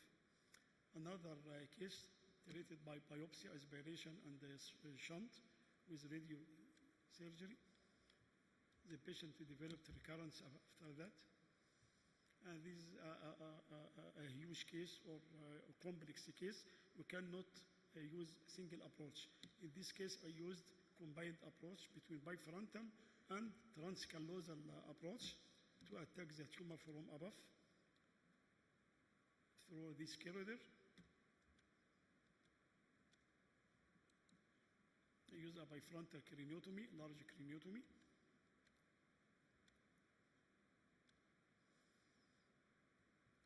There's a fluid from the cystic part, and the wall is very, very thick in this case.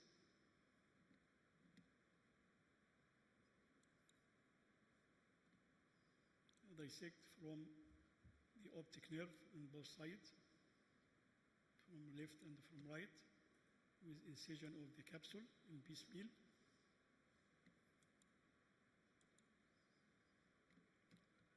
And that's basilar bifurcation.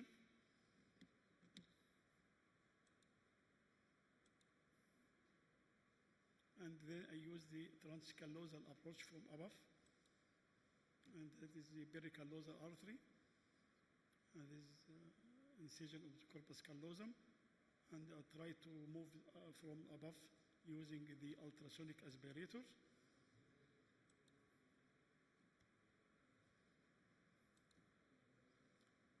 And this is a preoperative, and this is a postoperative follow.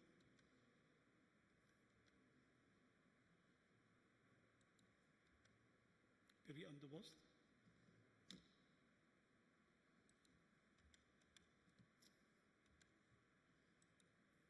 Another case operated by partial removal through a right frontal craniotomy. And I used also the frontal craniotomy to remove the tumor. The wall is the dura with adherent, and the cyst is aspirated, and the tumor was very thick and was adherent to all the optic nerve and the chiasm and the carotid on both sides. The solid part is partially dissected from the ECA.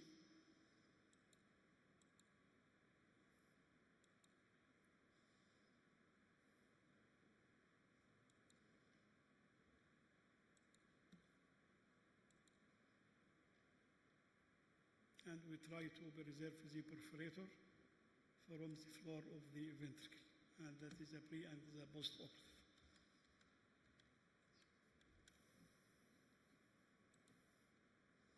Another complex case extended to the paranasal sinuses with a multi-cystic lesion with solid part and calcified part.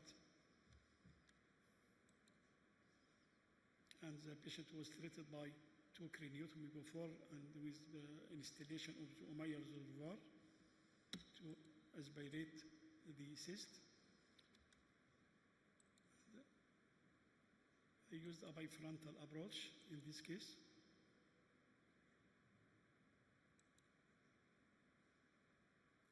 The tumor is very tough and was calcified.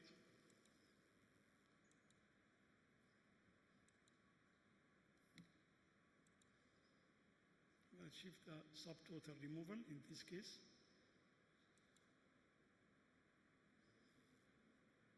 Dissected from the chiasm, and that is the 2 Omeyer reservoir.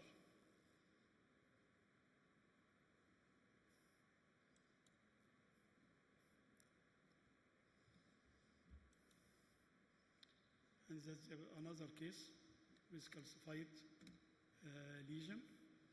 I used a bifrontal craniotomy in this case.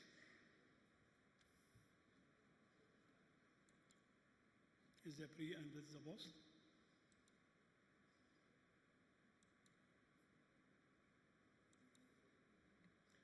Most important is to preserve the A1 and the A2 attached to the capsule of the tumor in this case.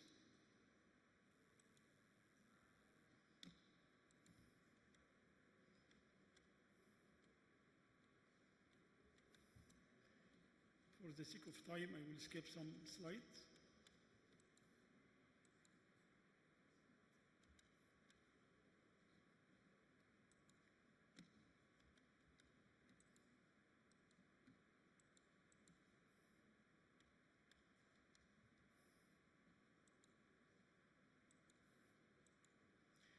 So that the craniopharyngioma in children is more difficult in adults because we cannot use an endoscopic in the nasal, and even we can use the multiple or multicystic lesion or recurrent case. We use the bifrontal approach and the pterional approach.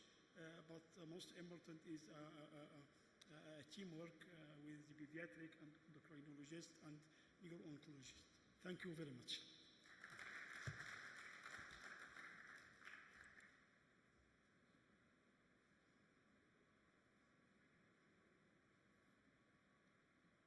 Thank you, Professor Dr. Khaled.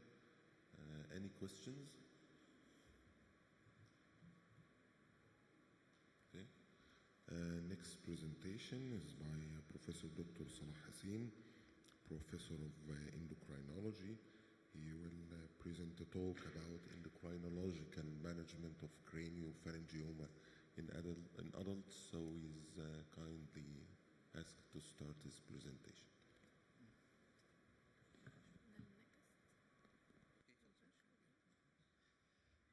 Thank you, dear professors. I'm very happy to be in this session. Thank you for the invitation. I'd like to talk about endocrinological management of craniopharyngioma in adult. حقيقة دكتورة نرمين اتكلمت كتير جدا عن البيدياتريك، واحنا مش مختلفين قوي البيدياتريك عن الادلت اندوكراينولوجي، لكن في ممكن اختلافات في الدوزز، اختلافات في المانجمنت بسيطة يعني. ليه مهم قوي الاندوكراينولوجي في التيم بتاعنا؟ لان دور النيوروسيرجي ان هو يعمل الجراحه، لكن معظم الكومبليكيشنز اللي بتحصل نتيجه التيومر نفسه احنا اللي بنشوفها، سواء البيتيتري افكشن، والعيان بيحتاج لايف لونج تريتمنت، مش مجرد ان هو عمل عمليه وخلاص، لا ده محتاج فولو اب وغالبا بيعمل فولو اب مع الاندوكراينولوجي عشان ريبليسمنت ثيرابي. اوكي كلام اتقال فمش هنعيده تاني، لكن حابب بس انوه ان الموست كومن تايب هو الادلمنتونوميتاس سواء في الادلت او في التشيلدرن، لكن البابيلاري هي almost always بتحصل في الادلت. كلينيكال برزنتيشن حقيقه اللوكاليزيشن بتاع التيومر وقربه من البيتيوتري جلاند وان هو بيطلع من السيلر والسيلر اريا، ده very liable ان البيتيوتري جلاند to be affected، يحصل بان هايبوبيتيوتريزم، اوبتيك كازما كان بي افكتد، فممكن يجي بفيجوال ديستربنس وباي تمبرال هيمانوبيا. كمان الهايبوثالاموس ويحصل الهايبوثالاميك اوبيزيتي والايموشنال لايبيليتي اللي ممكن تحصل مع التيومر نتيجه الكومبريشن.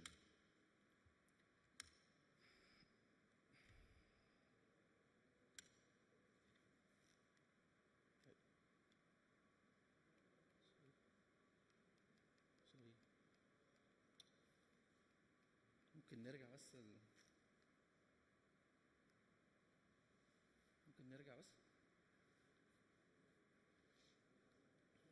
اللي وراها بس. لا اللي وراها طيب معلش السلايدز اللي وراها عشان مش بيقلب بس كويس. لا هي اللي قبليها على طول يعني. ايوه تمام. الكلينيكال برزنتيشن الحقيقه في الاطفال الموست كونسيرنينج للتشيلدرن او الموست بريزنتنج سيمبتومز هي الجروس ديفيشنسي او الجروس فيلير، لكن بيحصل بيتيتري هرمون ديفيشنسي، بيحصل اذر ديفيشنسي خصوصا الدايابيتس انسيبيدس ممكن يحصل في نسبه كبيره من التشيلدرن.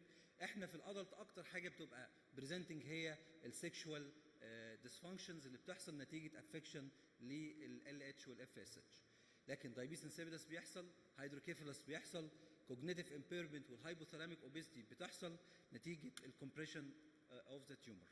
طيب البيتيتري اكسس افكشن البان هايبوتيتريزم تحديدا غالبا بيبقى العيان عنده some element of pituitary deficiency even حتى ما يتشخص، والحقيقه بوست سيرجري الديفيشنسي ده بيزيد.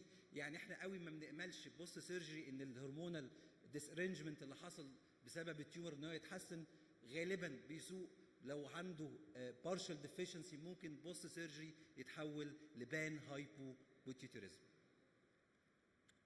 الهايبوثالاميك سندروم زي ما استاذتنا الدكتوره نيمير اتكلمت عنه، الاوبيزيتي، الايموشنال لايبيليتي، السليب ديستربنس، ايفن حتى التمبريتشر ريجوليشن، كل ده ممكن تو بي افكتد، والحقيقه very hard to be treated. يعني صعب جدا to manage اللايف ستايل في التشيلدرن ايفن حتى في الادلت. كمان increase الساتايتي او decrease الساتايتي، كل الحاجات دي بتخلي الهايبرفيجيا موجوده، وده بيزود اكتر الويت خصوصا كمان بوست سيرجري. احنا دورنا ايه كاندوكرينولوجيست؟ الحقيقه دوري ان انا بري اوبراتيف اسسمنت للعيان. ما ينفعش عيان عنده كرينيو فارنجيوما وبيتيتري هرمون ديفيشنسي يدخل سيرجري، يعني ممكن يموت من الكومبليكيشن بتاعه الهايبوبيتيتريزم مش من السيرجري. عيان عنده كورتيزول ديفيشنسي should be treated before surgery. فالبري اوبراتيف اوبتمايزيشن از very important. حاجه كمان البيري اوبراتيف اللي هو ان انا بريبير البيشنت تو دو سيرجري بالسترويد ريبليسمنت ثيرابي، وبعد كده بيجي دورنا في اللونج تيرم فولو اب. البيز لاين انفستيجيشن لازم تتشيك البيتيتري هرمونز، وبنعمل دايما الفولو اب دايما في الثايرويد بروفايل تي اس اتش اند فري تي 4، وعيني دايما على الفري تي 4. الادرينال انسفشنسي ان احنا اوردرنج السيرم كورتيزول 9 اي ام، لو less than 5 ده دايجنوستيك ان عنده اكيوت ادرينال انسفشنسي، سوري ده دايجنوستيك ان هو عنده ادرينال انسفشنسي. لو more than 18 ده رول اوت. ان بتوين ساعات بنحتاج نعمل بروفوجيتيف تيست في الادلت. الهايبوغوناديزم وي اسك فور سيرم تستوستيرون واستراديول ان فيميل، الاي جي اف 1 والبرولاكتين. ده الهرمونال سكريننج اللي احنا بنعمله. مهم قوي برضو عينينا على الدايابيتس انسيبيدس، لان دي واحده من اللايف ثريتنينج كومبليكيشنز اللي ممكن تحصل ديو تو التيومر نتيجه السيفير هايبرناتريميا اللي ممكن تحصل. فدي حاجه مهمه جدا احنا بنشخصها باي سيمبتومز. بيشنت عنده بوليوريا، سيرم صوديوم هاي، سيرم اوزمولاريتي هاي، لكن اليورين اوزمولاريتي بتبقى فيري لو. ده البري اوبراتيف اوبتمايزيشن. اول رول should exclude ان البيشنت ده عنده adrenal insufficiency او hypothyroidism، لان لو ما اتعالجش هيجي له acute adrenal crisis، hypotension، shock، هيموت. الحاجه الثانيه الهايبوثايروديزم لو not treated before surgery العيان ممكن يحصل له paralytic ileus نتيجه الهايبوثايروديزم، وبالتالي complication تبقى اكتر. وعشان كده اهم 2 هرمونز should be replaced هو الثايرويد هرمونز والادرينال والكورتيزول. لكن لما نيجي نبدا we should always starting with الكورتيزول to avoid ان يحصل adrenal crisis. يبقى السيكونس اوف ريبليسمنت مهم، كورتيزون then thyroid hormones. بالنسبه للجروس هرمون والسكس هرمونز احنا we postpone this hormones لحد ما البيشنت يبقى ستيبل معانا.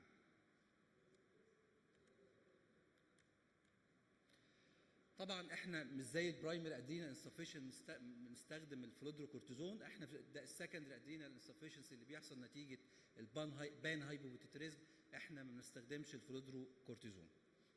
هايبوثالاميك اوبيزيتي الحقيقه كلام كتير عليها، لكن تيل ناو مفيش اي تريتمنت افكتيف في المانجمنت اوف هايبوثالاميك اوبيزيتي.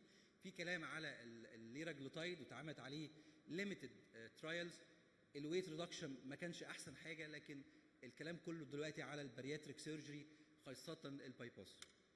طب جروس هرمون ريبليسمنت ان ادلت ادي ولا ما اديش؟ ده السؤال. انا خايف، كلنا عارفين جروس هرمون هو جروس هرمون، هل هيحصل ريكارنس للتيومر افتر سيرجري ولا لا؟ كان دايما في تخوفات من القصه دي، لكن الحقيقه الكلينيكال داتا اللي كانت موجوده على الجروس هرمون ريبليسمنت سواء في الادلت او في التشيلدرن كان الكلام ان الجروس هرمون ريبليسمنت السيف، شرط ان العيان يبقى ستيبل اتليست 6 مانثس بعد السيرجري او بعد اي انترفنشن اتعمل، ولقوا ان ده ما بيعملش بروجريشن او يزود الريسك اوف ريكارنس اوف ذا تيومر. ده اليوجوال ريبليسمنت ثيرابي. جروس هرمون حقيقه ريبليسمنت دوزز ان ادلت غير التشيلدرن. احنا في الادلت على عكس ما الناس متوقعه الدوزز اللي احنا بنستخدمها تبقى اقل من التشيلدرن. طب انا ليه بدي جروس هرمون في الادلت؟ خلاص الراجل وصل للفاينل هايت بتاعه، هدي ليه الجروس هرمون؟ حقيقه الجروس هرمون له ميتابوليك افكت قوي جدا. جروس هرمون ديفيشنسي بيزود الانسولين ريزيستنس، بيزود الاسيروسكلروزز. الناس اللي عندهم جروس هرمون ديفيشنسي الريسك اوف اسيروسكلروز بيبقى فيري هاي، وعشان كده انت بتدي جروس هرمون عشان تقلل الريسك اوف كارديوفاسكولار ريسك فاكتورز، وكمان علشان الكواليتي اوف لايف. العيان اللي عنده جروس هرمون ديفيشنسي دايما فاتيجد، العيان واخد الكورتيزون واخد الثايرويد هرمون ريبليسمنت، وعلى الرغم من كده ستيل كومبليننج من الفاتيج، فده محتاج ياخد جروس هرمون. الحاجه الثانيه الثايرويد هرمون ريبليسمنت، وانا بعمل مونيتور للدوز، انا ما بعملش مونيتور بالتي اس اتش، انا بعمل مونيتور بالفري تي 4. ده التارجت بتاعي، ان انا اخليه في الميد رينج للابر ليميت اوف نورمال رينج. هدي السكس سترويدز، هدي زي ما قلنا بعد حصل ستابلايزيشن للبيشنت 6 سترويد سواء التستوستيرون او الاستروجين، لكن ساعه الفيرتيليتي اف ذا بيشنت ديزاير فيرتيليتي بيبقى ليها تريتمنت مختلف اللي هي الجونادو تروبينز.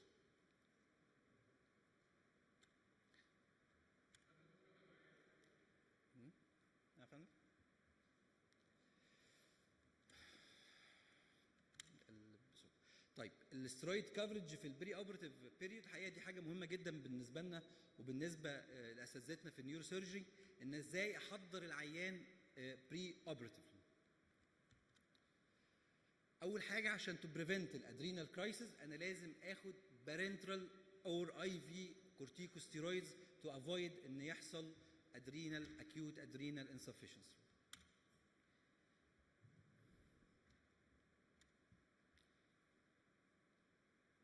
ده الستيرويد كفرج بروتوكول، ان انا في اول يوم بدي الهيدروكورتيزون اي في 50 مللي جرام كل 6 ساعات، تاني يوم بديه كل 8 ساعات، من ثالث يوم العيان ابتدى ياكل ابتدى يشرب ببتدي اديله الاورال ريبليسمنت ثيرابي، اورال بريدنيزولون 10 مللي جرام، ثالث يوم او رابع يوم ببتدي على 5 مللي كريبليسمنت ثيرابي.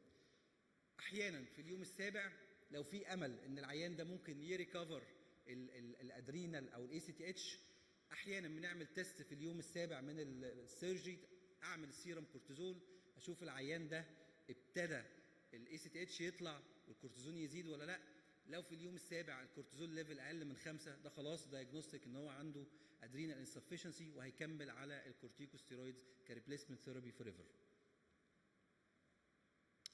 البوست اوبراتيف اوبتمايزيشن حقيقه اكتر حاجه بنخاف منها بوست اوبراتيف هي الاكيوت ادرينال انسفشنسي والووتر ميتابوليزم ديرانجمنت، وعلى راسهم طبعا كلنا عارفين السياده diabetes insipidus وفيري ريرلي السيريبرال سول تويستنج سندروم.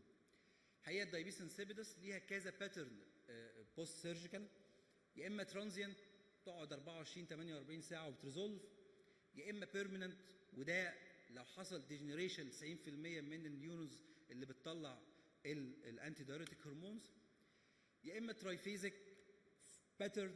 والحقيقه يعني هو معروف جدا لكن مش هو الموست كومن. الموست كومن هو الباترنز اللي احنا اتكلمنا عليها. ترايفيزيك باترن العيان الفيرست فيز بيخش بتبقى اول 5 6 ايام بيحصل دايابيتس انسيبيدس، بعد كده بيحصل سياده العكس انكريز في الانتي دايوريتيك هرمون وبيحصل السياده بيحصل هايبو ناتريميا. ثيرد فيز خلاص العيان بيخش تاني في الدايابيتس انسيبيدس. البايفيزيك باترن هو موست كومن عن الترايفيزيك اللي بتبقى في الاول دايابيتس انسيبيدس والسياده. مهم قوي ان انا تو ريكوجنايز الدايابيتس انسيبيدس بوست سيرجري، لان زي ما قلت من شويه العيان الموست كومن كوز اوف مورتاليتي في الكرينيو فرنجيوما نوت سيرجري.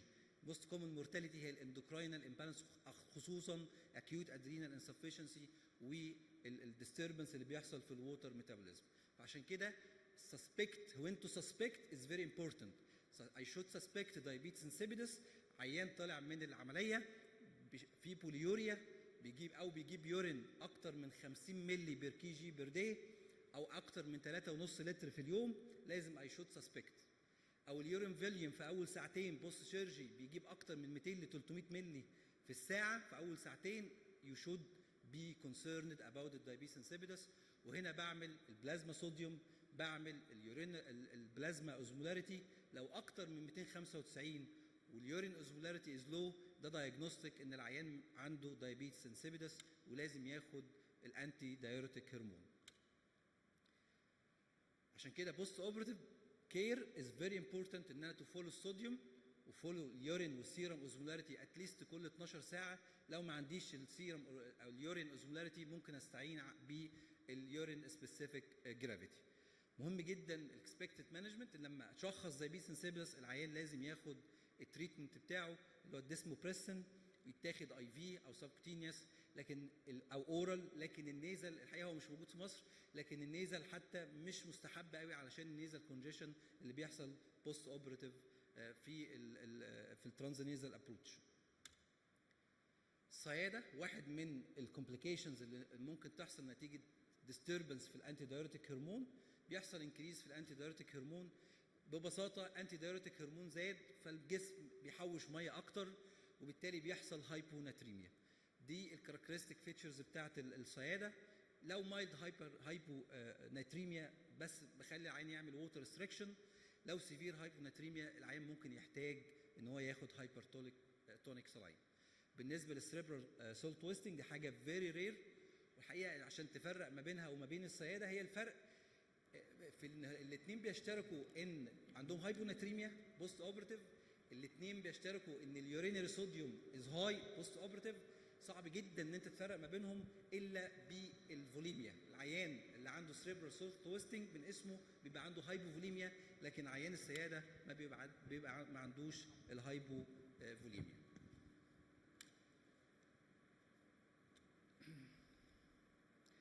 ما ننساش ان لو عيان فرضا كان عنده البيتيوتري فانكشنز شغاله بوست سيرجري حتى، وده يعني مش كتير قوي الحقيقه، وخد راديو ثيرابي، هو ما عندوش جارانتي ان هيحصل له بان هايبوبيتيتريزم. ممكن يحصل له بان هايبوبيتيتريزم ديو تو الافكت بتاع الراديو ثيرابي. عشان كده لو ما كانش فيه هرمونال ديستربنس بري راديو ثيرابي I should suspect and I should follow this pituitary hormonal profile. Take home message: endocrine care is very important and the cornerstone hand with neurosurgery. individualized hormone therapy is very important, and the lifelong follow-up is very important. Thank you. Thank you, Dr. Salah, for this nice presentation. Any question for Dr. Salah? الحقيقه يعني احنا في الكرينيوفرنجيوما سواء في الادلت او في البيدز مشكلتنا ان العيان بيطلع بعد كده على الاي سي يو. الاي سي يو بتاعتنا السيرجيكال اي سي يو، فما فيش انكوربوريشن مع حضراتكم او برضو مع البيدياتريك نيورولوجي، بيدياتريك اندوكراينولوجي او نيورولوجي، الا لو العيان كان في مستشفى الاطفال. فبتبقى لعبه بيننا وبين الاي سي يو الحقيقه. فانا شايف ان for better management and better outcomes and better increasing learning curve حتى even النواب بتوعنا ان لازم يبقى في incorporation pre intra and post operative endocrinological ان شاء الله يعني الفتره الجايه. ان شاء الله اكيد طبعا. Thanks, Dr. Salah. Thank you very much. Okay. Now the next speaker, Professor Dr. Amr Shahabi, Professor of Neurosurgery at Shams University. He's an expert in the gamma knife radiosurgery. He will present a talk about the role of gamma knife radiosurgery in the management of craniopharyngium. السلام عليكم. أحب أشكر الحضور الناس اللي جت والمنظمين، وأحب أشكر طبعا السبيكرز اللي شرفونا النهارده وخدوا من وقتهم. احنا يعني indebted to you. Thank you very much. Today I will be talking about radiosurgery في craniopharyngiomas. طبعا craniopharyngiomas are a very difficult group of tumors to treat. They are in a critical location. They occur in a pediatric age group, and they have different complex morphological structures. They can be cystic, they can be solid, they can be mixed, which makes their management somewhat complicated. As we can see, there are many treatment modalities for craniopharyngiomas. That means that it's a complicated tumor to treat. The most famous, of course, are the surgery and radiation.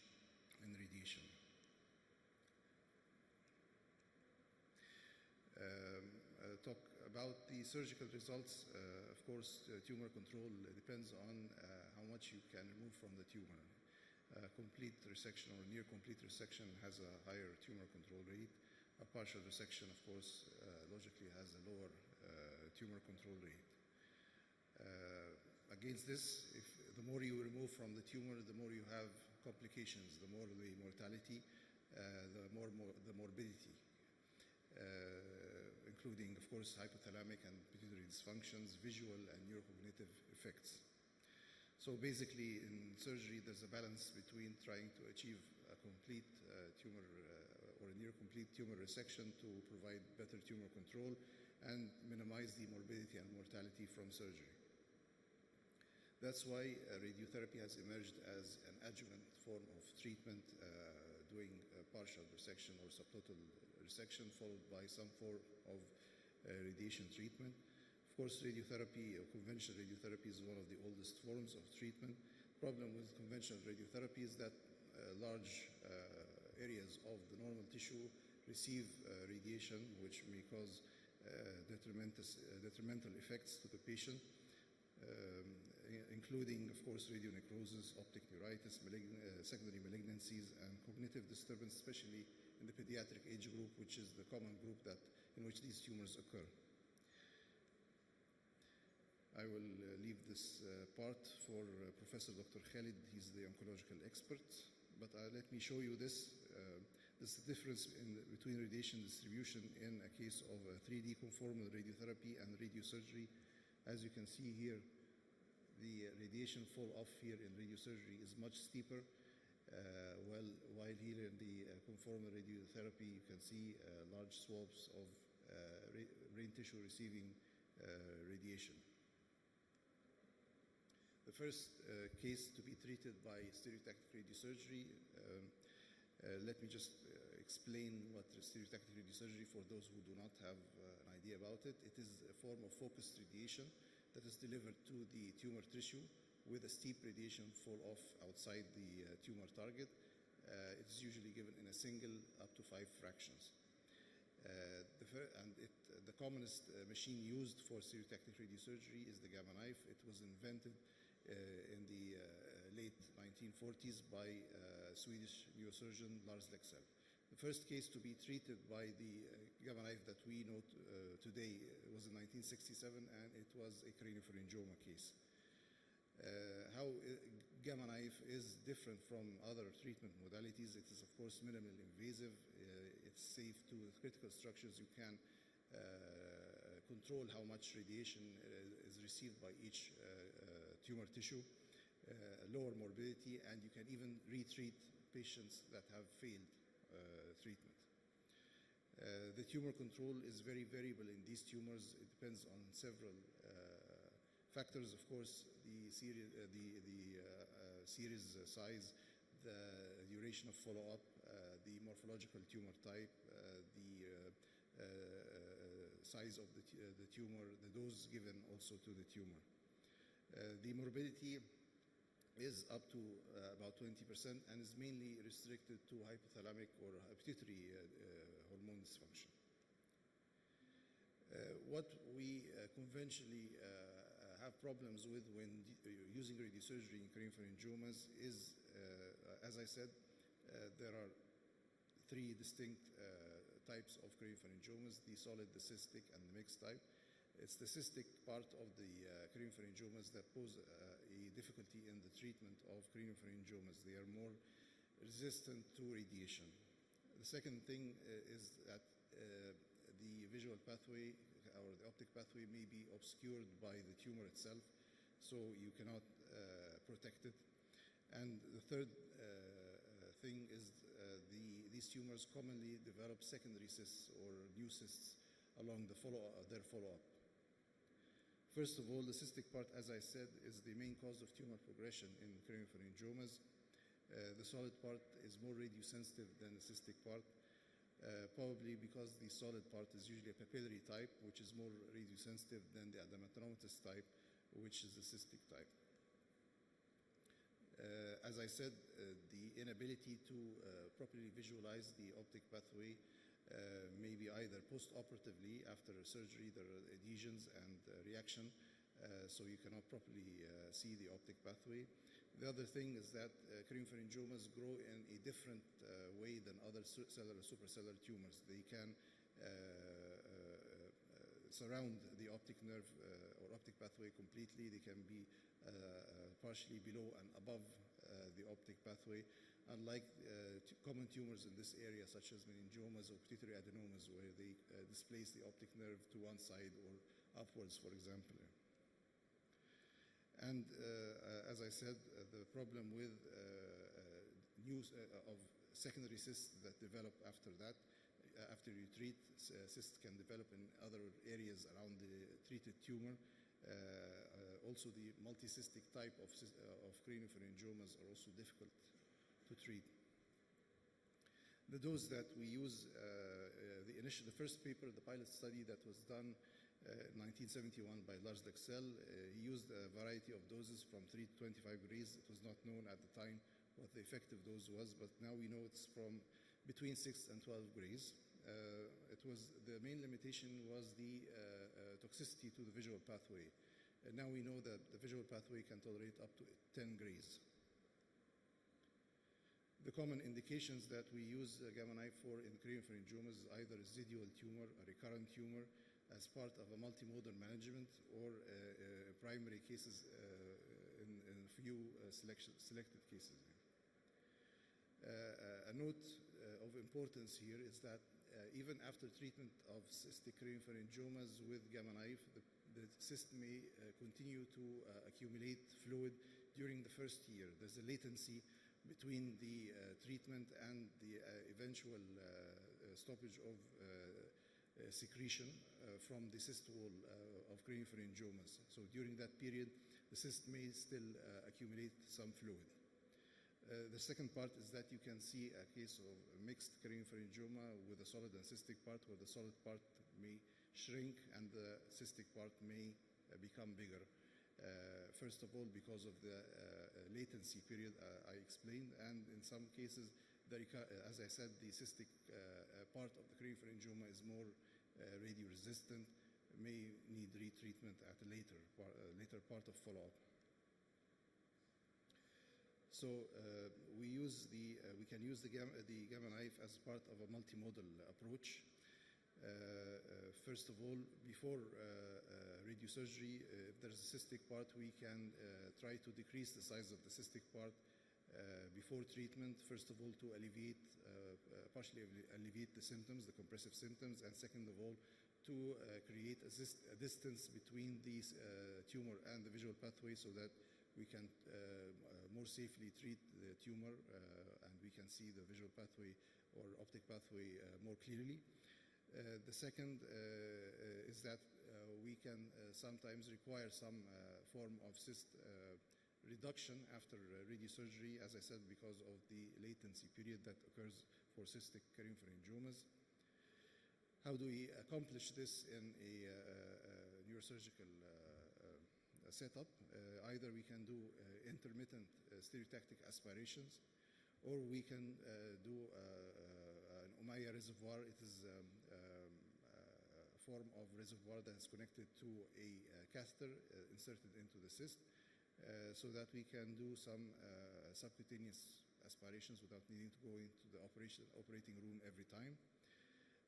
In some cases, we did stereotactic aspiration and treatment on the same day. More recently, there is the use of neuroendoscopic cyst fenestration. Open the cyst into the surrounding cisterns to drain the fluid content. Some debates have arisen in the treatment of craniopharyngiomas. Do we do, as I said before, a gross total resection or subtotal? As we said, the safer is to do some form of subtotal resection followed by by radiation, by gamma knife. The second thing is, do we, after a surgery, do we, if there's a residual, do we treat it immediately or do we wait until it progresses? The notion in literature is the preference to treat before the time of recurrence. Logically, of course, you will have a smaller tumor at the time of residual. If you wait until it recurs again or becomes bigger, then you have a greater risk and a lesser chance of tumor control. One of the main concerns of radiation in this area, of course, and especially in the pediatric age group, will the radiation of the gamma knife affect the neurocognitive functions of these patients? I scoured the literature. I could not find something specifically on craniopharyngiomas, but the closest I could find was on pituitary adenomas. And the study found that there was no immediate or delayed memory effects on the patients. Of course, the main prognostic factors in craniopharyngiomas, of course, are the tumor size. That's why we want to reduce the tumor size before doing gamma knife, if a solid part with surgery first, a cystic part with an aspiration or an Ommaya. The tumor type, of course, the single type, either solid or cystic, will give better or respond better. Mixed types are more complex to treat. Sometimes we treat the solid part separate from the cystic part in a different session. As I said before, you can repeat radiosurgery for craniopharyngiomas if they fail after the first time. With a repeat treatment, you will have a greater progression-free survival, as you can see from this curve. So our proposed management scheme for these craniopharyngiomas is depending on their morphological state. If they are solid and the tumor is not compressing the visual pathway or causing visual defects, we can go directly for radiosurgery. However, if there is compressive effect, then we can do a surgery followed by a radiosurgery for the residual part. If it's a cystic tumor, also if there's no compression of the visual pathway and there's no visual field effect, we can go directly for radiosurgery. Or if there is compression, then we can do a stereotactic Ommaya, and followed by some form of either radiosurgery or intracavitary radiation or intracavitary chemotherapy. And also, in any case of failure, radiosurgery can always be another salvage treatment or another resort For mixed types, also depending on if there is a compression or mainly the visual pathway affection. If there's not, you can go for the gamma knife. If there is, you can manage the tumor according whether it's predominantly cystic or solid. I had some cases I wanted to show, but because of the time, I will this quickly show you one or two cases. This case was a 40-year-old female patient with a solid craniopharyngioma. She underwent a subtotal resection. Then we gave the remaining part 10 grays, and 6 years later, the tumor has shrunk and is under control. This is an example of a mixed craniopharyngioma. She underwent endoscopic biopsy and cyst aspiration. We treated the solid part separate from the cystic part in 2 sessions. This is before and after endoscopic aspiration of the cyst. And this is an example of a case in which the cyst after 6 months became a bit bigger. Then we did not need to do anything for it. It eventually resolved by its own after 1 year of gamma knife treatment. And this is after 7 years. You can see the solid tumor has markedly regressed. I will go directly to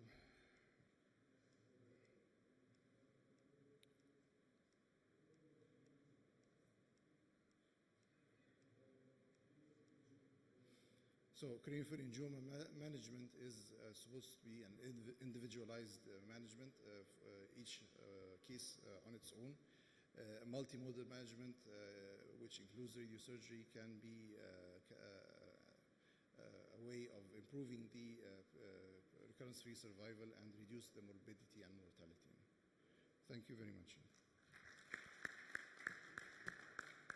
ألف شكر دكتور عمرو على البرزنتيشن الجميلة. Any question?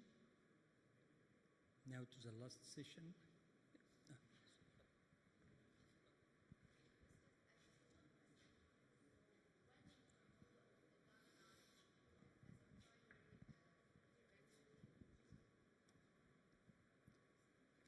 Your question, at what age or what type of? Thank you very much first for your presentation. When would you opt for gamma knife radiosurgery in children as a primary modality rather than surgery? As a primary intervention, would you do that? You mean at what age or?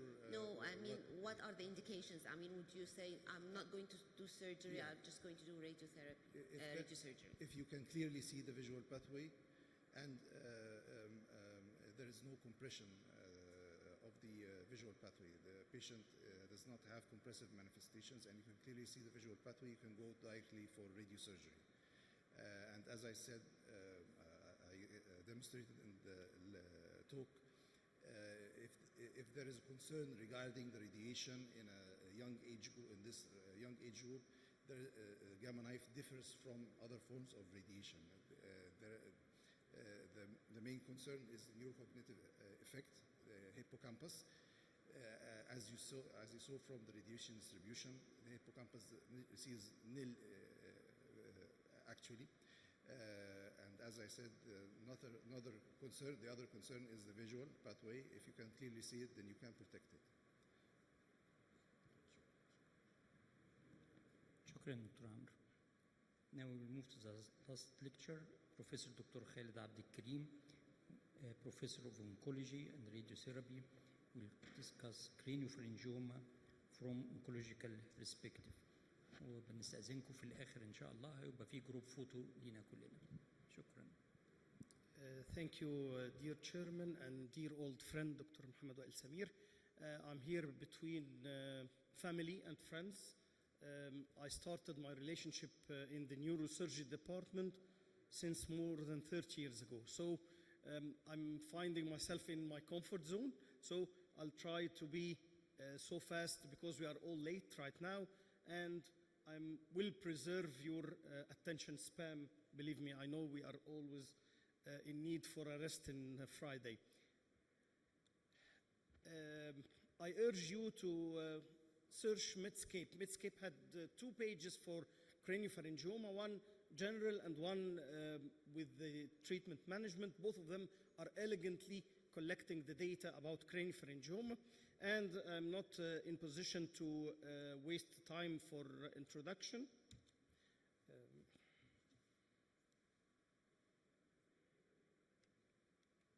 So for the cystic craniopharyngioma, the current management approaches, this paper have been published just 2 months ago. They have specific groups for Pituitary Tumor Center of Excellence to include all the specialties that can deal with cases of cystic craniopharyngioma, and all of these are to give the best quality of life for those patients. And another algorithm, like Dr. Amr Shahabi have earlier said, for the cystic lesions, we go for urgent surgical compression if needed, and if not, we can go for radical surgery. الماوس متوصل اقدر اشاور okay. And if the patient is non-symptomatic, decompressive surgery can be taken into consideration, and we also will end, if you can see right down there, for the cases that passed into surgery, had recurrence, most of them will go into radiotherapy or stereotactic radiosurgery. What are the practical points? The predominantly cystic craniopharyngioma must be treated in an MDT, endoscopic transsphenoidal or transcranial maximum safe resection is the mainstay. Minimally invasive treatments such as neuroendoscopic fenestration, as we earlier said, can be used. Given the insufficient evidence supporting the efficacy of intracystic chemotherapies and the lack of high volume studies comparing outcomes with control treatments, these approaches should be considered within the context of research. Molecular targets, as we have earlier heard from Professor Al-Mahdi, is now coming into action. The most important of them is BRAF. For the radiation therapy, we are dealing with the usual or conventional external beam fractionated radiotherapy, which will affect the normal cells by giving it more time to repair after the radiotherapy and amplifying higher cumulative effect on DNA damage on the tumor cells. We heard all about the stereotactic radiation elegantly from Professor Shahabi, and for the radiotherapy or radioisotope, brachytherapy is recommended for solitary cystic lesion. Why solitary? If I need to inject a radioisotopic material or a chemotherapy inside the cyst, I would be damn sure that all of the wall which is secreting the fluid is affected. So if it is multilocular, I couldn't fenestrate each loculus separately.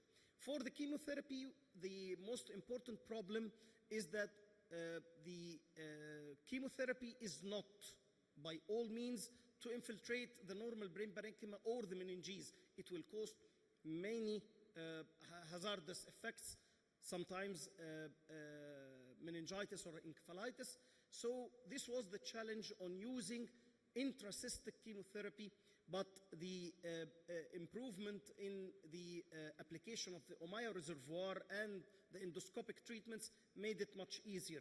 For the brachytherapy, means the interstitial radiotherapy, we used phosphorus, rhenium, gold, or yttrium. This is too much invasive, too much toxic, rather than the stereotactic radiosurgery.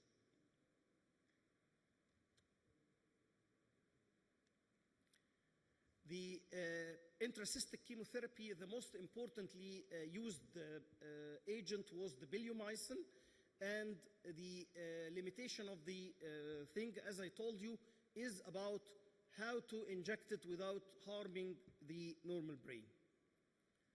We did it in Ain Shams. The older friends right here remember that many years ago we tried everything about this craniopharyngioma. So this is Mr. Isam, 18 years ago, 18 years old in the year 2006.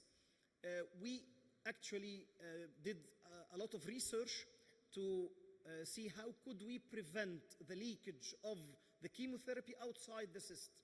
If the cyst is connected to the ventricle or to the parenchyma, this would maybe kill the patient. So we found a specific kind of injectable material for the enhancement iodinated material that could be injected safely. It was originally made for the ventricular studies, ventriculoscopy studies, and we take images by X-ray each hour for 6 hours. If it stays like this, a very standard sphere, then it's not making leakage all around.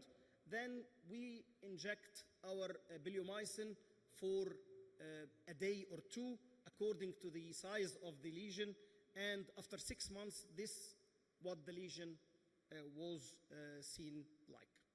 And we actually published our work with Professor Shahabi, Professor Rida, and Professor Muhammad Ala, Professor Tariq Lotfi in the Egyptian Journal of Neurosurgery some 16 years ago.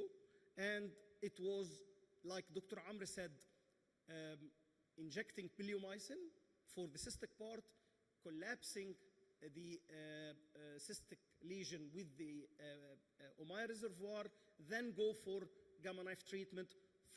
We treated 14 patients, and we insisted that the multimodality treatment is a must after all of that. So we tried actually everything for these patients. And like Dr.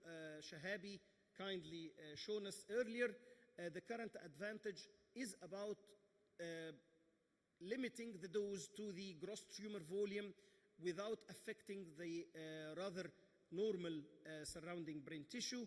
And this is the standard of care radiotherapy with VMAT treatment protocols, the new Linux. This was published only 3 years ago. Coming to action in Egypt in 57 now, the proton is there and it will be in action in only 3 months from now. And proton is meant to give the Bragg-Peak effect. What is this? Is to give the most of the dose at a very depth without affecting the normal brain tissue on the track of radiation. And this paper was published last year, and it said proton beam therapy for craniopharyngioma, especially in children and adolescents, had shown impressive local control and acceptable acute and late toxicities. For those who know what we are doing about the chemotherapy, the wave, the tsunami is going into the targeted therapy. So I was so much pleased that Dr. Al-Mahdi have pointed out that the diagnosis of craniopharyngioma now is mainly about the molecular pathology. So the papillary craniopharyngiomas, as it is a rare entity, it demonstrates BRAF and V600E mutations. Those we are having drugs for them right now. Is it the standard of care? No. This paper was published in only last February, about 2 patients. They are trying utilizing surgery and BRAF MEK-I without adjuvant radiation. So we know that the radiation is harmful. So why we are not using the specific target against that tumor? Because we know that the systemic chemotherapy, the intravenous chemotherapy, is not any way effective. And my last 2 slides about the current clinical trials. Those are the ongoing trials right now.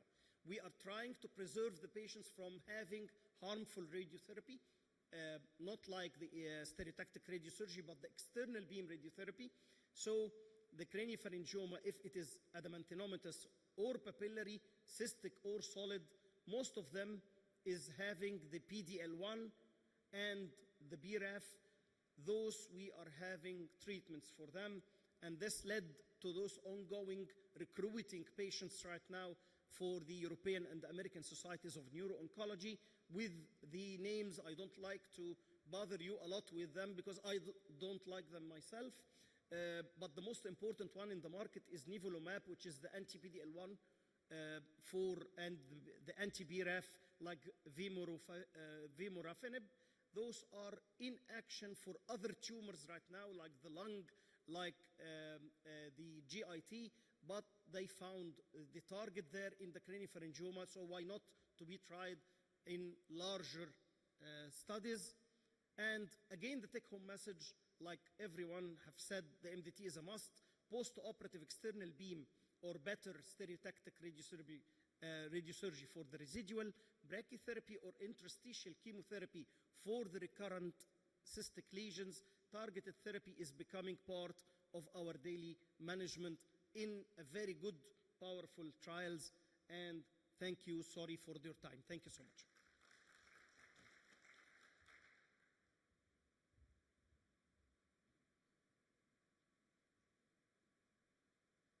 Thank you, Dr. Khalid.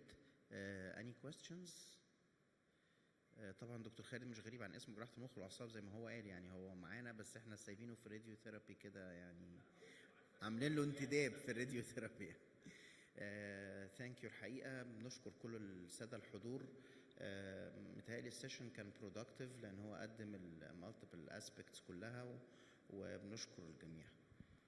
شكرا جزيلا. هناخد بس جروب فوتو كده وعشان نلحق الصلاة بقى إن شاء الله. اتفضلوا.